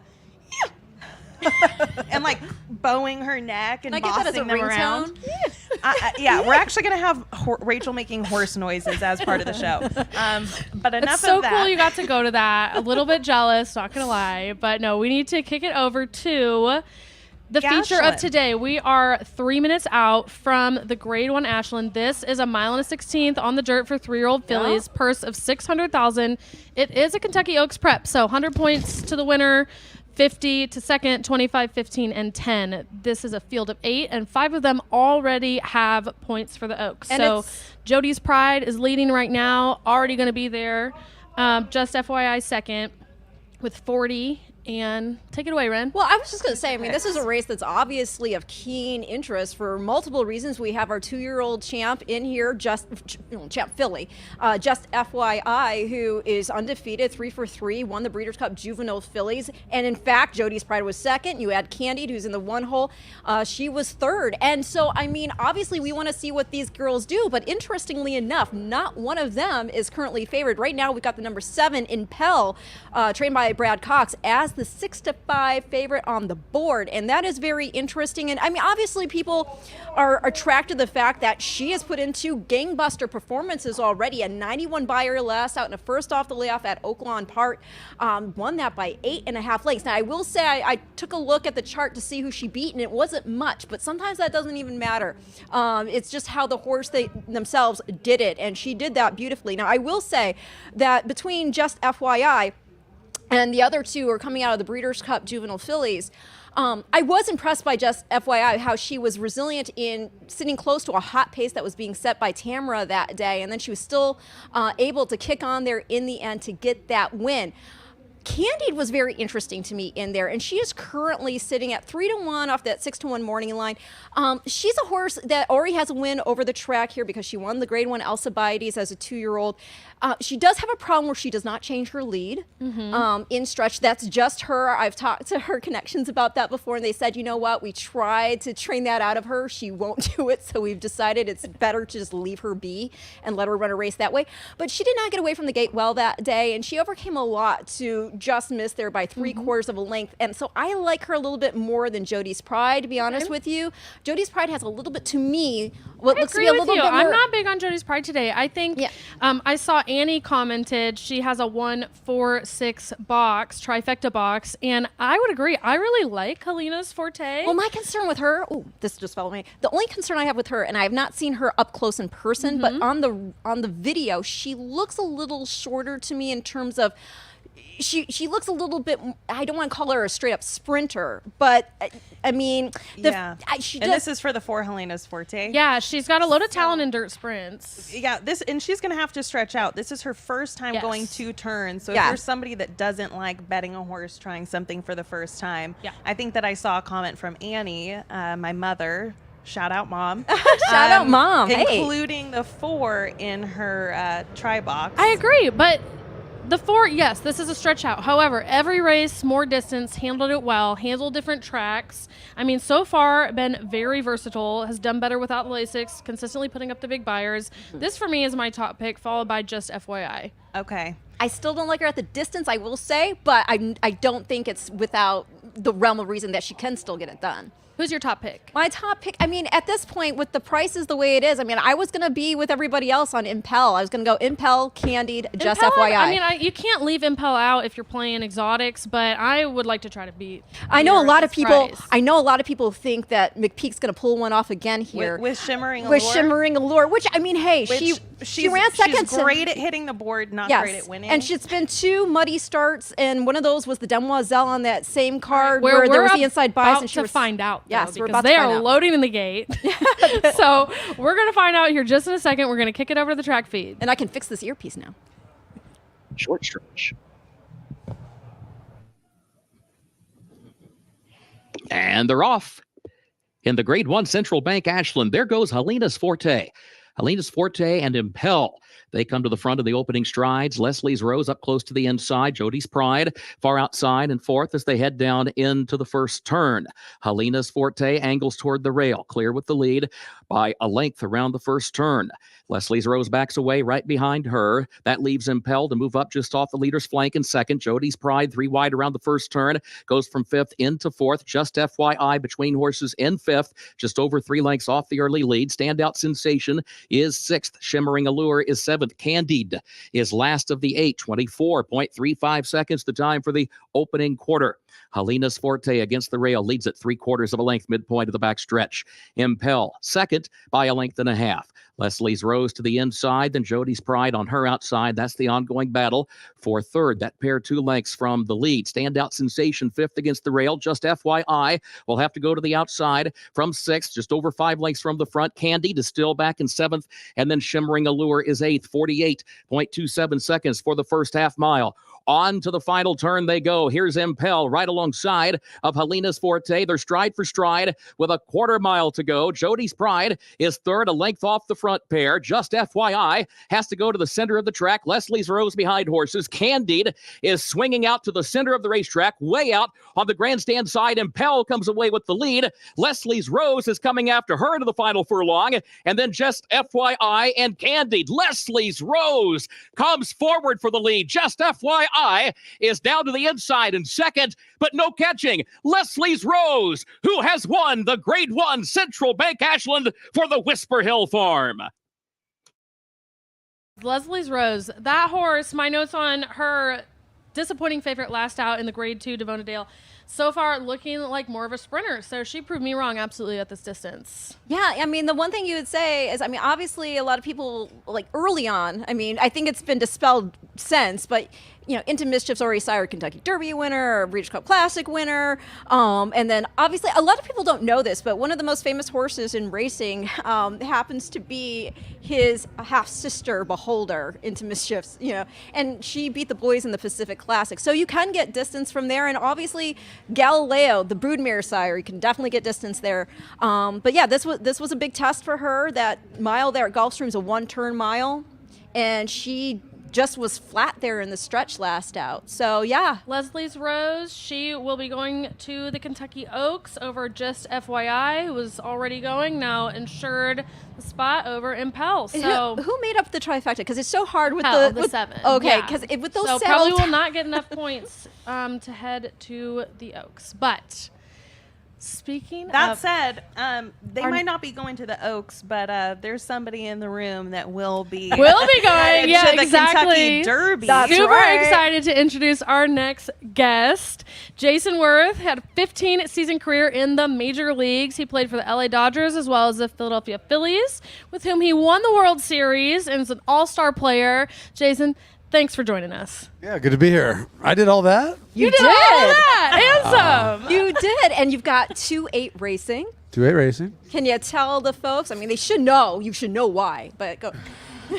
Why Yeah, is it so 2-8? I got to Dodger Stadium first, like as a rookie, and I walked into the clubhouse and I get to my locker and it says Worth, and the number they gave me was 28, and had success and kept it my whole career. So And now I figure I'll roll it into horse racing. So. into the racing Yeah. career, which I want you to explain to the people how you transitioned from ending a sports career to then learning about horse racing and getting involved. Can you take us through? I mean, it's not that glamorous. I was just playing golf with some guys. Averill Racing, right? Yep, Rich Averill. He was a guy at the country club I play golf at, and I come in and like all these guys are sitting there screaming at the television, watching horse racing. Oh no, was I on? Were you yelling at me? Because you're in Tampa, right? Yeah, no, I don't. Who knows? They were yelling at the horses. Okay, but good. I'm like, what is going on? Then as time went on, I got to know Rich, and I'm like, you actually like own horses? Like he's like, yeah, I've been doing it for 25 years, whatever.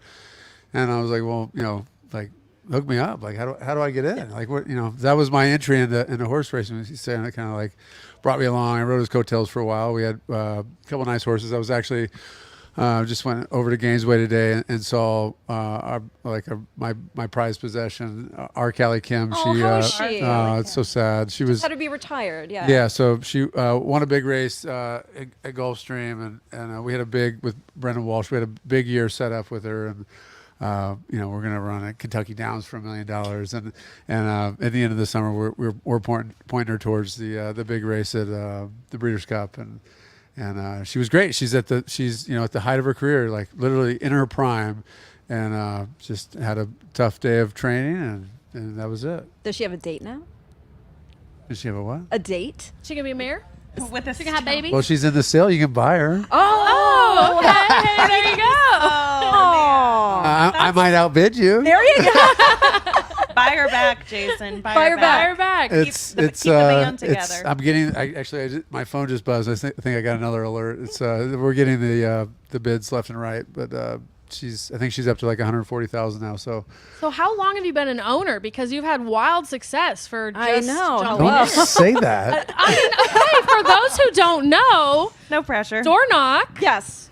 part owner in Door Knock. 10%. So, That's a hefty wow. percentage. Yeah, right place, right time.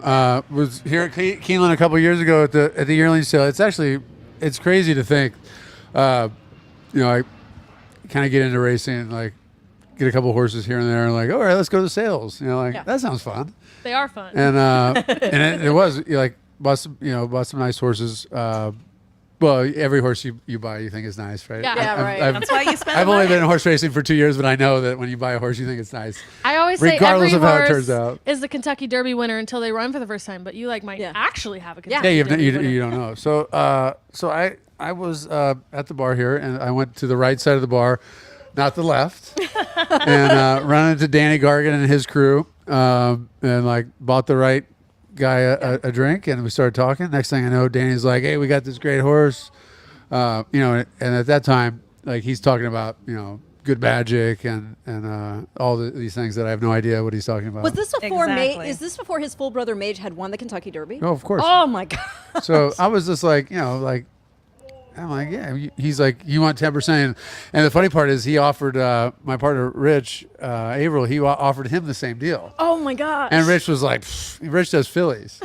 Oh. So Rich is like, He's no given way. up on the Derby dream. No, Right. Colt. So I was like, Fine. just almost to spite Rich, I was like, hell yeah, I'm in. Oh wow. And so that sale or that year, I bought 5 colts, parts of 5 colts. Door Knock was one.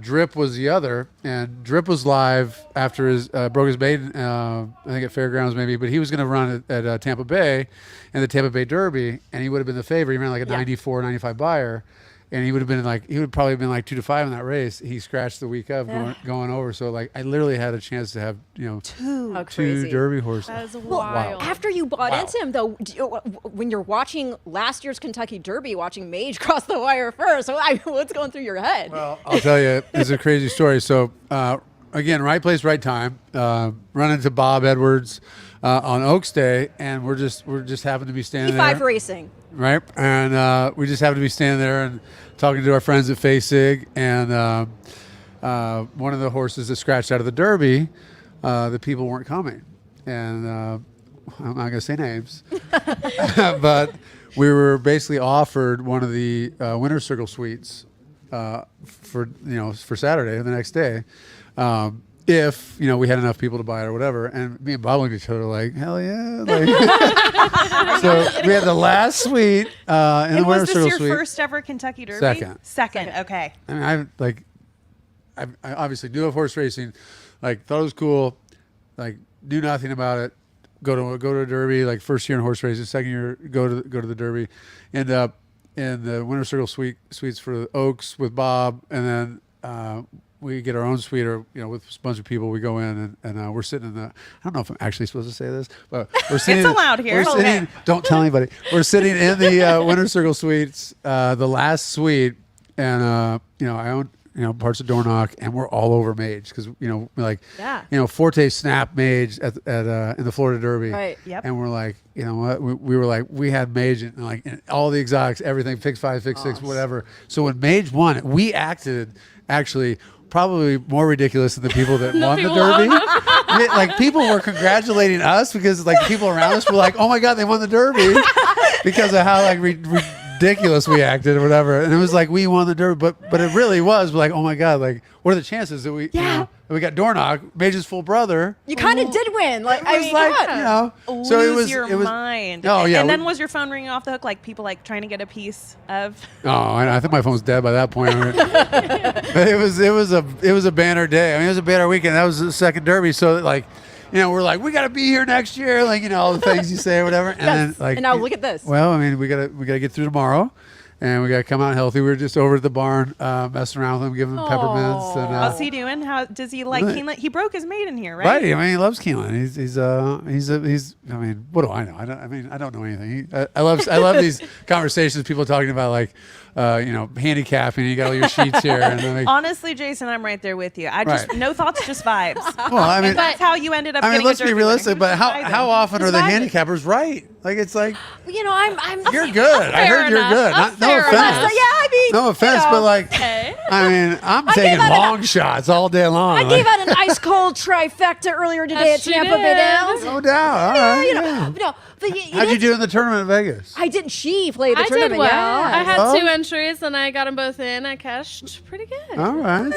See, the dream's alive. The dream's alive. We're in a my tournament friends suck. this weekend. I'm going for a couple $100,000 this weekend in another tournament. So all right. maybe. All But right. okay, the Remsen. I have to know because I watched this race and I got chills. Like seeing a horse fight back. come back. Like first of all, fast fractions. I mean, your horse is running quick, setting fast fractions, and when Sierra Leone's taking pop coming down, shots at him. yeah, and he's coming down, and I'm like, the announcer's calling Sierra Leone as the winner, basically, and then your horse just says no. Your horse said no, and it fought back. Like, how were you feeling? Most people that watch the race, they don't notice that Dornoch hits the rail at the quarter pole. I saw that. I was like, did he hit the rail? Like he actually made I'm contact? like, my focus is on Dornoch. Obviously, I see the white elephant in the room with Sierra Leone like coming, and then I'm like watching. I'm like, what was that? And he starts like, I don't know what you call it because I know nothing, but like he starts like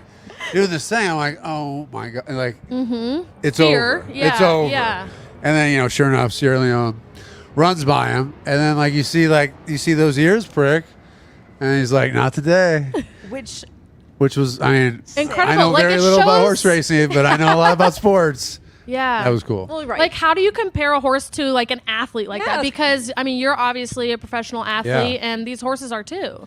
That's the part of horse racing that I actually do get. Like I see the professional athlete side in these horses. Like their brilliance and what they do is a lot like what we did, what I did. So like the training, the travel, the hard times, like what it takes to get there, all that stuff. Like the cool part for me is the horses. Yeah. Like I mean, I think they're amazing. I think that's the cool part in racing. And then so I get into this and I start learning and I see like how brilliant these guys are and what amazing like athletes and creatures they are. Like that's the cool part. That's the part I think everyone's missing. Like the struggle's real. Like I mean, how often do they win? You know what I mean? Like it's hard work and like so you get a horse like our Callie Kim that takes a year off and they sent her back to us and they're like, oh, she's done. She'll never race again. And I'm like, it's one of the first horses I bought. Yeah. I'm like, what? I took all my friends to Churchill. We had a great day. Like, she's done? Has surgery. She's in the field. Like her hair's long. I go see her. She's, and she's the sweetest girl, by the way. She's like, I'll show you the pictures from today. She's like, everyone's there hugging on her. We go see Dornoch. He's like, don't get close to him. He'll literally eat you. So like, there's that whole thing. And it's like, I mean, they're just brilliant. And then, then she comes back and she wins like 4 out of 5 or 5 out of 6, whatever. And probably should have won every one. Like Louis Saez was on the horse that kind of ran her into the rail, and he's riding Dornoch. So it's like, who do I get mad at? It's like, I don't know. It's a wild game. It's so different. But there's so many parallels between baseball, what I did and what the horses do. I think it's really cool. Well, and that's the thing. I mean, what she's talking about there, what we see when you have 2 horses coming down to the wire like that and one will fight back, you cannot train that into a horse. They either have that innately or they don't. So I'm sure that's something which you can appreciate as well. Did you see that John Stewart, not the John Stewart comedian, but John Stewart of Resolute Racing, he posted yesterday that Puka, she gave birth to Dornoch and Mage's full brother last night. Yeah, Puka's. I mean, who knew? We should have bought Puka. I know, right? Which she ran in the Kentucky Oaks herself. Right? Yeah. No, she's no slouch. I don't know. I'm learning. This whole thing is kind of like I jumped in with like there's that saying, you jump in with 2 feet, I jump in with 10. Yeah. So I'm gonna let this year play out and see where we're at. But it's been a blast. I mean, and like obviously we had. great aspirations with our Kelly Kim and a big summer plan, and it doesn't always work out. Drip was going to run in the Tampa Bay Derby, when you're in the Derby, and it doesn't work out. So there's I always tell people, they're like, what's the key to being like a successful big leaguer? It's like staying like this, Don't let anything bother you or whatever. Yeah. Horse racing is like. Yeah. Do you get like that too? Because I run amazing. a small racing syndicate, and we have one running tomorrow as well. Not in any type of race like you're in, and I'm already. It's at Tampa. Okay, it's okay. I will not knock the race. It's a great race. It's a $53,000 allowance Right. race. It's Love awesome. Tampa. I'm super proud. I'm not picking your horse now, okay? But we're not going for the Derby, okay? But but I'm already a little like nervous and excited. Like, do you feel that, or are you just like, you've been here, you've done that, you played in the World Series, it doesn't faze you? Yeah, no, the complete opposite, right? So it's like, this is what I tell everybody: like, horse racing is the greatest game.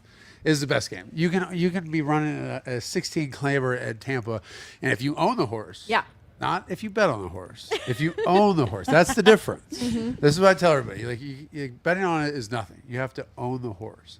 When you own a horse, regardless if it's running the Kentucky Derby or in a 16 claimer in Tampa, when it comes around the turn and it runs down the front straightaway and you're running to the line and you own the horse, it is comparable to playing in the highest level of sports. And that is a fact. Yes. And that's what's so cool about horse Nothing racing. like it. I agree. It's just like I'm getting chills right now thinking Yeah, about me too. it. Like, Me too. I mean, there's just and I've nothing been there. like I've it. been at the highest level, and I can tell you that's what it feels like. It's crazy. And when you win, it's like winning a playoff game. How did you celebrate the World Series win, and how will you celebrate a Kentucky Derby win, conversely? I didn't even say it. How did you celebrate the Remsen win when you found out you're going? Yeah, are you superstitious? You have to be. If you're an athlete, you have to be Oh, superstitious. see, I've just never been superstitious. I feel like I'm one of the only people in horse racing who is not. I'm not Yeah, overly you are. superstitious, but like maybe a That's little just, bit. I mean, if, I'm not superstitious, but I am a little I can't speak for other stitious. sports, but like, you play baseball every day. So like you get hot, you start doing stuff. You like, don't change your socks. Yeah, you put the left one on.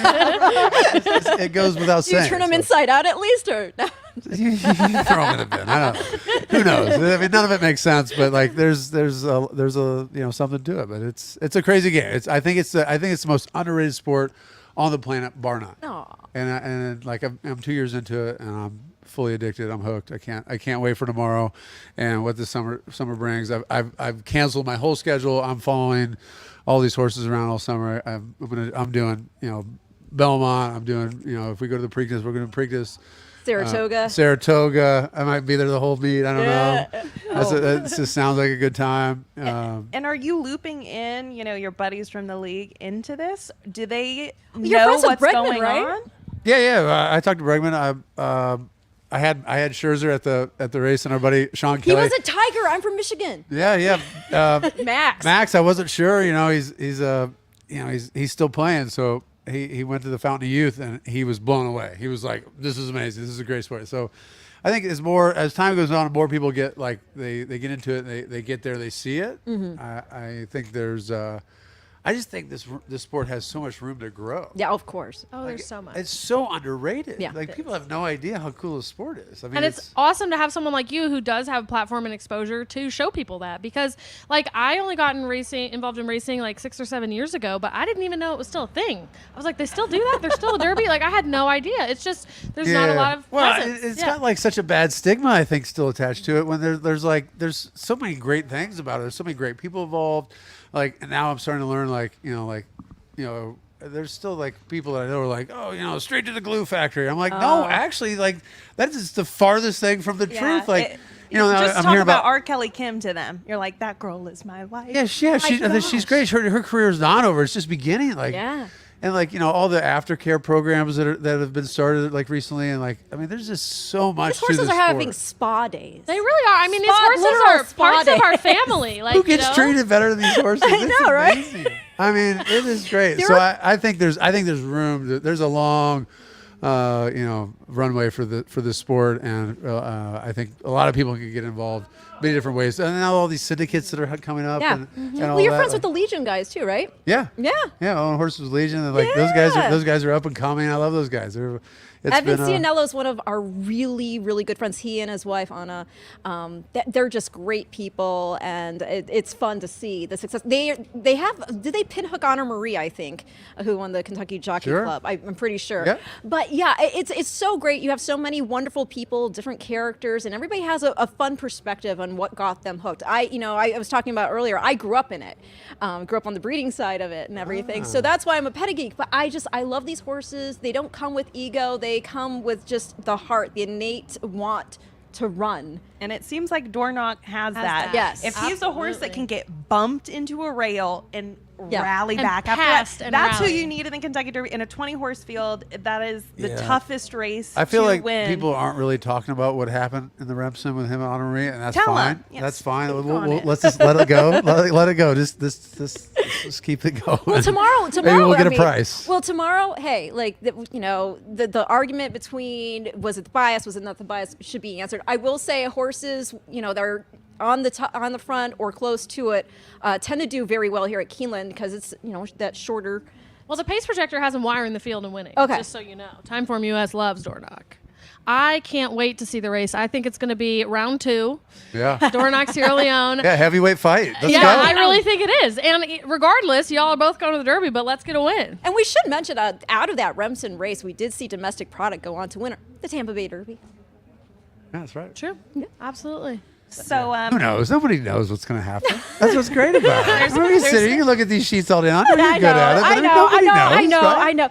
It gets to a point you start looking at numbers and you don't know what the numbers mean. Oh my God, I go anymore. completely and totally cross-eyed. I'm like, I got to stop. I'll tell you a quick story. I was at my first Derby, and I was with my partner, Rich Averill, and Rich Strike won the Derby. Oh, yes. Right? So all that was week. my first Derby, too. All week. Crazy. I was gonna.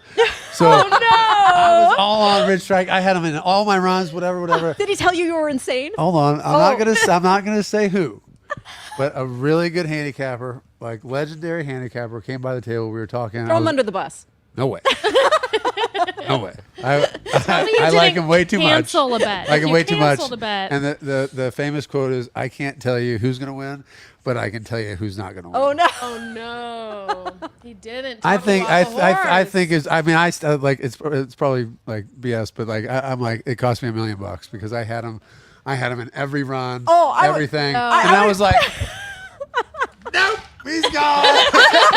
I don't know. I think at that point, that was the like Oh that's my when I gosh. realized that Oh my God. people I have have a no rule of idea what thumb. they're talking I have about. a rule of thumb. What's your rule of thumb? I don't cancel bets because they win. Yeah, like, yeah. If I plug it in wrong, don't ever. I just let it go. Even I'm if it's like, wrong. okay, well, there we go. And you know what? They I usually learned win. that rule that day. You learned that the hard way for sure. hard way. Oh my gosh. I mean, I've heard so many stories of people who have gone up to the teller and they accidentally gave her the wrong number or, whoever. And yeah. like they walk away and they're like, oh crap. They go back and they change it and the ticket they would have had would have won. Oh my gosh, I was playing in a Hawthorne tournament like way Yes. back when, and I heard this guy, I have no idea who it was, don't remember, was like yelling because the machine was locked and he was not going to be able to put in his bet, and he couldn't, like he swiped his card and it didn't work. And it turns out he had fat fingered a bet and won a pick Ooh. 6 for like 20 grand, and it was like, he had to get a tax form, so he couldn't log back in because Well, he won that's so much awesome. and clearly won his NHC seat. I would take that for yeah, sure. absolutely.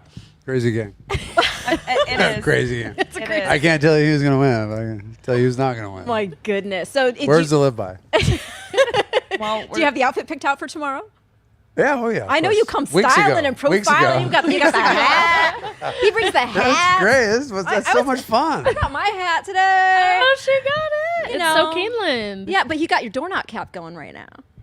Yeah, so I was in. Yeah. I went to Scotland for the first time last year. Met up with my buddy Chase Utley. We did this golf trip, and I was over there. We played Royal Dornoch, Oh wow. and which is like one of the best public courses in the world. And I got back from the trip, and I called Danny. I was like, "Hey, have we named that horse?" He's like, "Yeah, we named it Dornoch."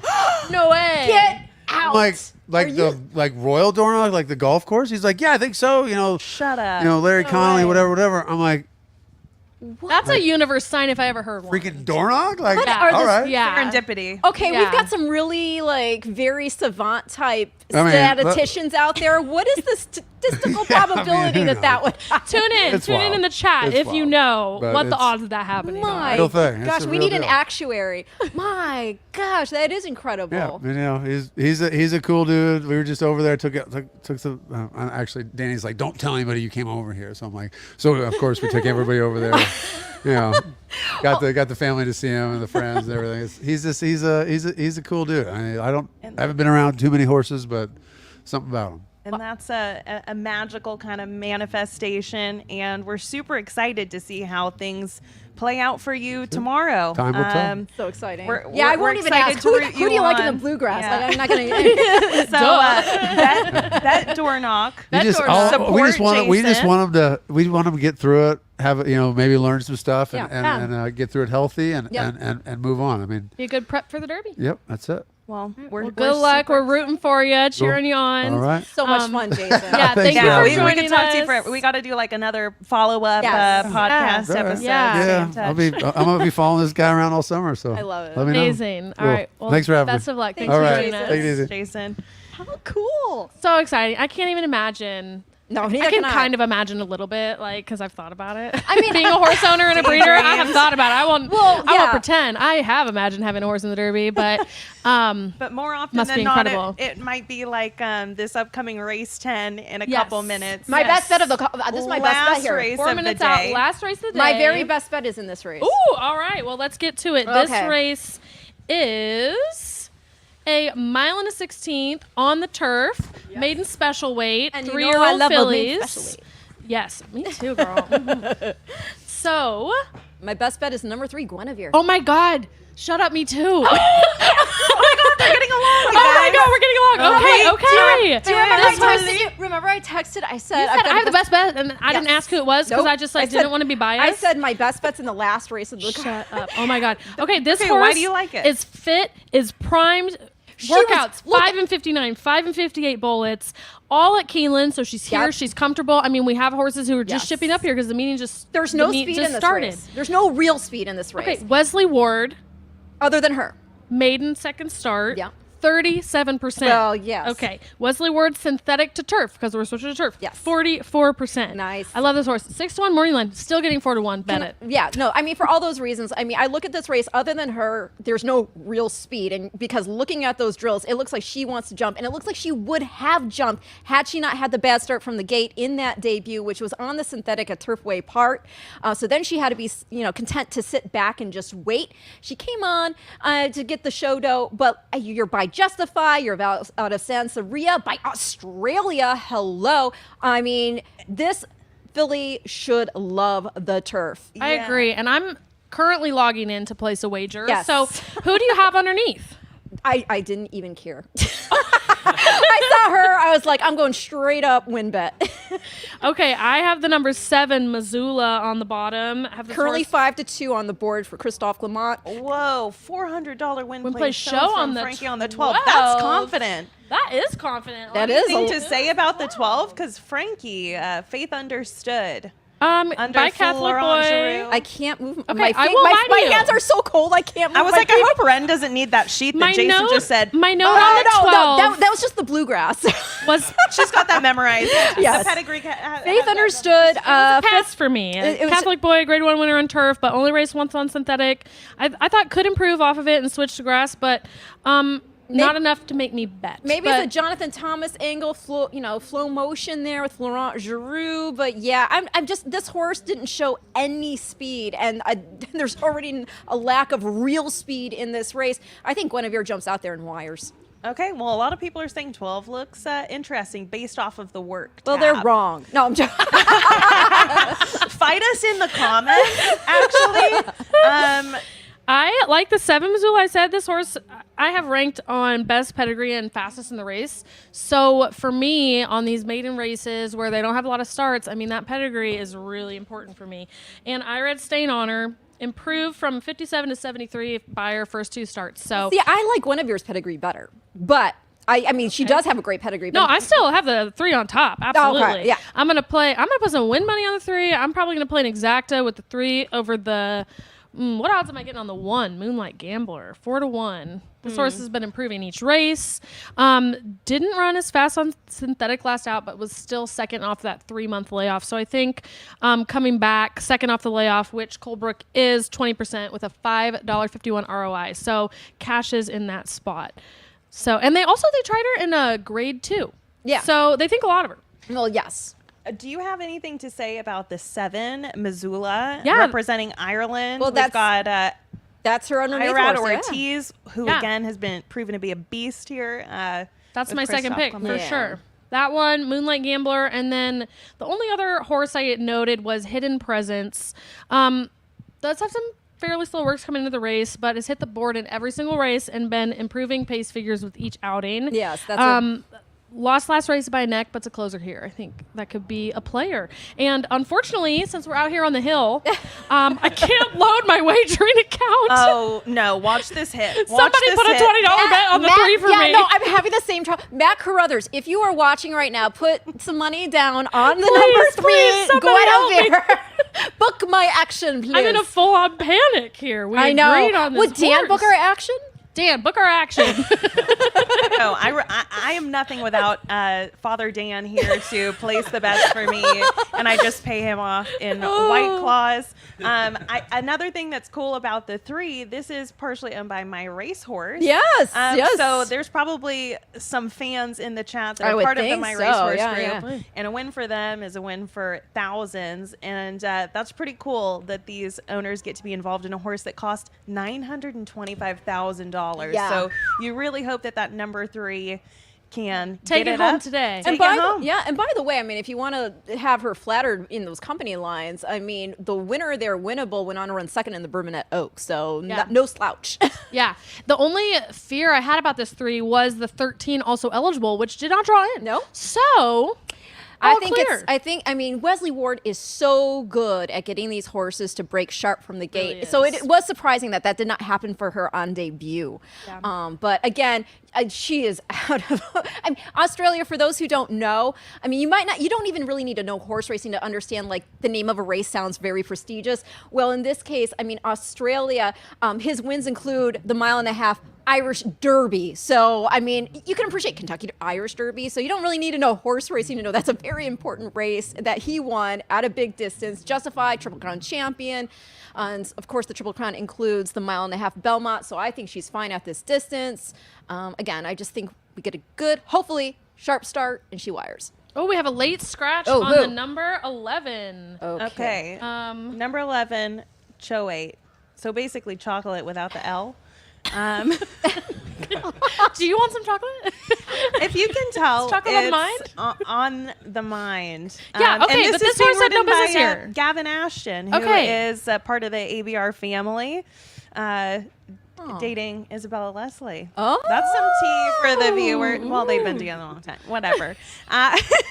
We should, I always thought there should be like a Real Housewives of horse racing. We just started it. Here it is. Yeah, it's called Keeping Up with Keeneland. Keeping Up with Keeneland. With the brunette bonanza. I feel like we need those on a t-shirt for the next one. Yeah. Oh my God, just one more. For those who were not here at the beginning, here we are. Keeping Up with Keeneland. We're here for you every Friday at 4. You're welcome. Bringing on guests, having banter, drinking drinks, and It's an all-around good time and eating ice cold burgoo. It was very cool. It was really, really lukewarm. All right, but they are loading in the gate for the last here on opening day at Keeneland. We will kick it over the track feed. Good luck, number 3. Guinevere.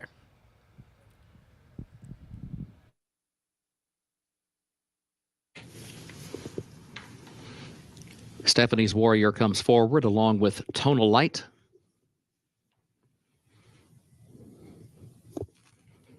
Justin I moves into line.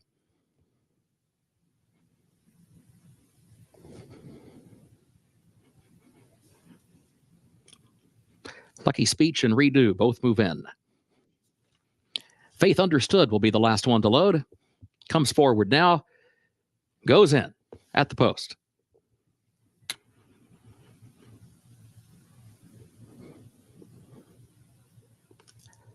And they're off. goes Tonal Light toward the inside. Tonal Light right out for the early lead from Moonlight Gambler. Now here comes Lucky Speech moving up from the outside to challenge for the early lead as well. But Tonal Light has the advantage, gets over to the rail, leads it by almost a full length. It'll be Missoula moving up from between horses now to take over the second spot. Faith Understood goes third up to the far outside. And then Justin I, who's 3 wide in the fourth position as they start to enter that first turn, tries to angle down, save a little bit of ground there as they enter the turn. But back up front, it is Tonal Light who shows the way. Leads at 3/4 of a length. And then Faith Understood, second just off the leader's flank. Missoula now tucked away neatly into third position around the first turn, joined by Justin I in fourth. Lucky Speech is fifth. Handed Over sixth. Hidden Presence is seventh. Stephanie's Warrior is in eighth position, followed by Moonlight Gambler, who's down toward the inside, traveling in ninth. And then further back, Guinevere is 10th. And Redo last of 11. The opening quarter was 23.7. 47.82 was the time for the first half mile. Back up front, Tonal Light is the leader. Tonal Light leads it by a half length. Faith Understood is second by 2 lengths. Missoula is third by a head. Justin I fourth right alongside of that one. Lucky Speech is fifth and still running 4 lengths off the lead to the inside of Handed Over, who is sixth up on the outside and challenging for fifth. They're midway on the final turn. Tonal Light, Faith Understood, separated by a half length. The top two with just over a quarter mile to go. Then a gap of 2 more lengths. Justin I is third. Missoula fourth. Hidden Presence is fifth. Lucky Speech is in sixth. They turn for home. Faith Understood alongside of Tonal Light. Justin I, Hidden Presence is fourth toward the inside. Missoula is still back there in fifth, still 7 from the lead. Tonal Light now challenged once again by Faith Understood. Faith Understood gets a narrow lead from Tonal Light. Hidden Presence is running late with Moonlight Gambler. It is Faith Understood, Hidden Presence, Photo for the win in the night game. What was their name? Can we go back to comments? You can go back to comments. Oh my God. Congratulations. What was your name if you are still on? You were right. Oh, wait, we're muted. Are we muted? muted? No, we're not muted. Oh my God. Oh you my were God. Right. You were right. Congratulations. We 400. were so wrong. We're so wrong. We were and so wrong. We accept it. We take full ownership of poor handicapping. Frankie. Well, No, I don't think Frankie. Frankie. 8888 just killed it. $400 win place show on the 12. He just gave you free money. Yeah. His numbers are 888 because he ate and left no crumbs. And I hope. He cleaned up. I mean, wow. What were the odds on this 12? I'm curious to see the way that this photo comes out. Let's see. Oh my gosh. I don't know what the odds were. Are we Morning sure? line was 15-1. Oh my Yeah, gosh. Holy moly. I'm really hoping now my 13 to husband. 1. I'm really hoping my husband Yeah, now did Dan, not if hear you put me. in that bet, I was kidding. We're joking. Alexa and I were just joking. The 3 definitely had some trouble at the beginning of the race. So yeah, she did get bumped. She did get bumped at the start. Yeah. I think that killed the whole game plan. Like Yeah. if we watch the start, she bumped. Oh yeah. Yeah. So hardcore bump there. I mean, look, we're not going to act like, oh yeah, we have the have biggest that. excuse in the world. But no, she got bumped at the start in a mile and 3/16 race. yeah, she had all day She had a lot of time to recover She that. had all day to fix that. Boom! Frankie says boom! Frankie. Okay, Goes the please dynamite. tune Straight to in Frankie. Yeah, next cheers, time Frankie. and give us more tips. And then time we'll bet them. Yes. Oh my gosh, that's right. I mean, you have to tune in every Friday for Keeping Up. Wait, what are we going to... Honestly, I feel like we just hardcore missed that marketing opportunity. Well, it's because it was Dan came up with the... Right? It's your we fault, love Dan. you, Dan. We love you, but keeping up with Keeneland's better. Yeah. Keeneland Weekend Kickoff. Yes. You know, quick. When you Quick. read it out, Quick. It's a quick way to start off the weekend. Really Yes. fast-hitting show. Again, we do want to circle back to the key signature event that's happening here tomorrow, the Bluegrass Stakes. We won't be covering it, but you can stream Keeneland. And I think that it's important right now to recap some of those wagers. Everyone in the comments, tell us who you're betting for the Bluegrass Stakes, which is one of the last big ticket ways to get into the Kentucky Derby. 3 big preps tomorrow. Oh, yeah. Huge day. We got the And it's gonna be- Santa Anita Derby. Oh, yeah. No, it's going to... Bluegrass Stakes. In the wood. In the wood. Yeah. Wood And there's Memorial. a pick 3 with all of them, which is a super fun bet. Yes. So I would definitely, again, believing that the Bluegrass is going to be a little chalky, I would milk some value out of that by doing the pick 3 with the Santa Anita Derby in the wood. I think it's a lot of fun. And it is interesting to see, these common opponent races, because you'll see, okay, well, who's going to win the Bluegrass, and because you have horses coming out of these different former preps. So I mean, the rematch, that's so fun. I know. Yeah, I'm starting to feel the White Claw, everybody. Just so you know, when Guinevere broke Padley, I'm like, hey. No, I'm joking. I'm not like that. But I'm not like Ren that. is proper. Doesn't chug White Claws. Just so we all have that clear. I am a proper lady, actually. But no, I mean, I think that you do have a lot of value in playing that wager. It's a fun wager, and it is a way. I think it's important too, because when you have wagers like this, not only is it good from a betting standpoint, but it's good because it's forcing you to keep watching, all these different preps, because you're going to have the Kentucky Derby coming up the first Saturday in May, and you really want to have watched these races. And when you have a wager going on a race, you're more vested in really watching how it unfolds, how it plays out. And I would also say, I mean, we talk about wagering, but with horse racing in particular, and I think this is something I personally want to strike home when we're doing these types of shows, is I think there's a misconception that it's sort of like this reckless gambling, but in reality, it's really like, and I loved how you put it, options that close in two. Yeah. I mean, you look at the stock market the same way. You're looking for value. You're looking how to get the best return on investment, and that's what we're doing. And that's what we're hoping. I mean, in some cases we're going to hit, in some cases we're not. No, we want to guide you all to those returns on investment today. There were a few good ones in there. There were a few good, not this last. Legadema. Killa, hope you bet with us. Well, not with us because our phones wouldn't load, but I hope you cashed on it.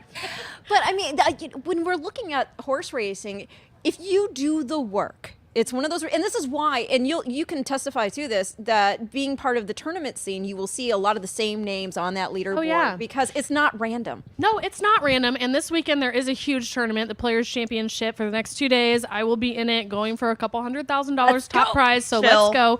But no, I totally agree with you. Yeah. It's the work, but I also think it's really important that there's this misconception in general that you have to know everything about it, and you look at the past performances, you look at the form, and it can be overwhelming. Mm-hmm. But, being somebody who has been really successful in wagering and in tournament play and is fairly new to it, is young, you can do it. There are tons of people.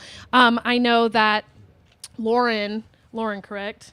Yes. Mm-hmm. Yes. Lauren mentioned the betologists that are here at Keeneland that can help guide you and help teach you.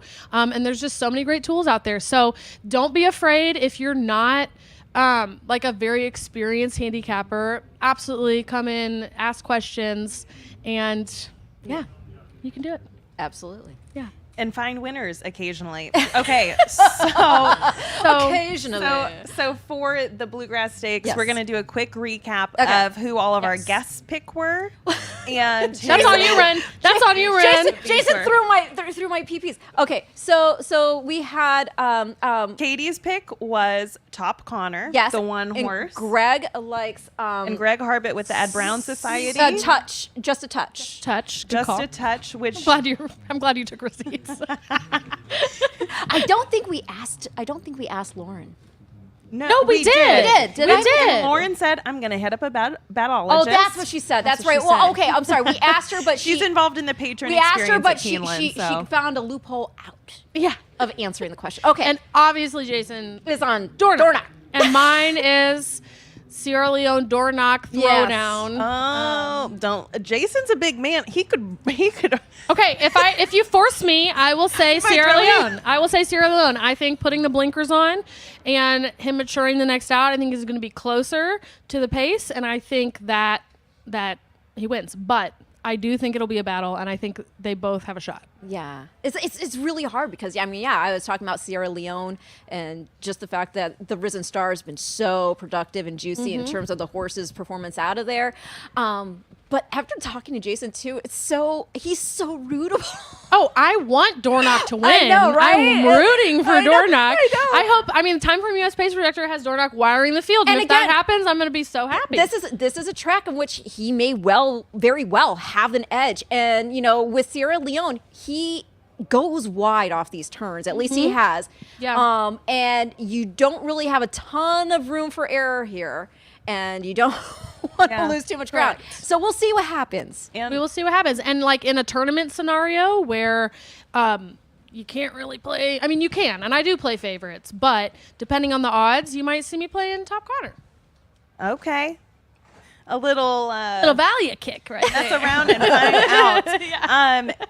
And I do think that Jason mentioned that Luis Saez is going to be riding Dornoch tomorrow, and he did win last year's edition with Tappet Trice, who went on to be a favorite to win in the Kentucky Derby. Ultimately didn't get there. And again, I had touched on this earlier, but 23 horses coming out of the Bluegrass Stakes have won the Derby. The last one to do that was Street Sense in 2007. So whoever wins, they're going through. A lot of these horses have points already to go into the Kentucky Derby. And it's so exciting, and too. It's fun to give you a horse to pull for Yeah. on race day. So The 150th Kentucky Derby. and this is the 100th Bluegrass Stakes. And I think that history, just for a second, like take that in for a minute, y'all. Yeah, making history. It's amazing. Right? And as far as my own personal pick, I do think that I have to go with Yeah, I know. I was going to Dornoch. press you. I was not going to let you Dornoch. leave Okay, before. okay. Yeah, I'm gonna go with Dornoch because I could see the passion in Jason's eyes, and unlike Alexa and Ren, I do fear him a little bit. I'm 5'2", and he said I jump 10 toes you're into not racing. 5'6"? Yeah. Oh my gosh, the craziest thing happened yesterday, 2 days ago. I don't know. What day is it? Alexa and I were handicapping some of these races, Yes. and I Okay, mentioned like we something. hang out a lot, so We do. I'm around her a lot. She's around me a lot. And this girl turns to me and goes, "So you're what, like 5'6"?" And I was like, I'm 5'4", 3 3/4. We'll go with 5'4", and I'm like, "You're shorter than me." and I was like, And I see her in a whole new light. We literally stood up. I was like, "Girl, you haven't ever been able to look me in the eye. You're always looking down at me." And she was just like, "I dead ass thought you were 5'6". So confidently said it. So confidently. confident. I thought it could be more. And then afterwards, she's been looking at me ever since, being like, "I just see you a little bit differently now, you little I don't know. peanut." Have you gotten asked the question whenever somebody says, "Oh, you work in horse racing. Are you a jockey?" Oh, yes. That's a question I... Did you have aspirations to be a jockey at any point in your life? No. Okay, yeah, no, actually, as a young child, again, circling back to Pony Dreamer 95, I was freaking horse obsessed, and I was so tiny. Like, I was always the tiniest child. Aww. And I was taking horseback riding lessons. I, like, begged for them for Christmas every single year, finally get to go. And my legs didn't reach past the sides of the saddle. Oh, bummer. And so the syrup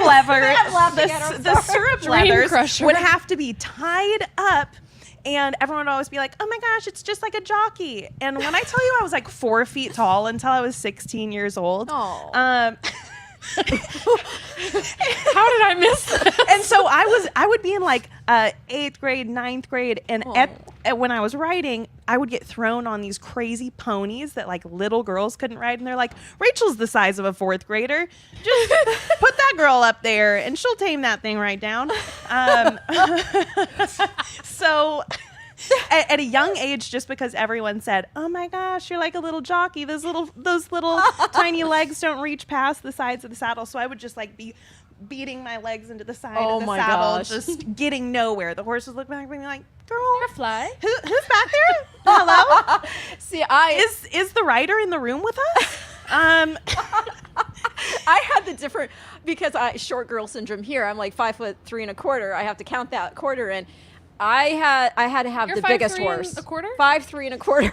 Why taller than me too. You guys, I you're thought like, you were taller you're than like, me I'm too. 3/4. I think I I'm just a quarter. assume everyone's taller than me. I've never heard such specific 5'3 height 1/4. measurements. But like, yeah, I had to have the tall horses. I was like, no, don't put me on the 15-hander. I want that 17.2 horse over there, please. Thank you very much. I want to see what the world is like from above. All right. Well, obviously, we have a ton of fun here. Yes, we do. And we are going to be back next week. These two are I know, out. how sad. Well, I'm gone because I'm going to be... Birthday girl. It's Everyone wish Ren a happy birthday. Oh, thank you.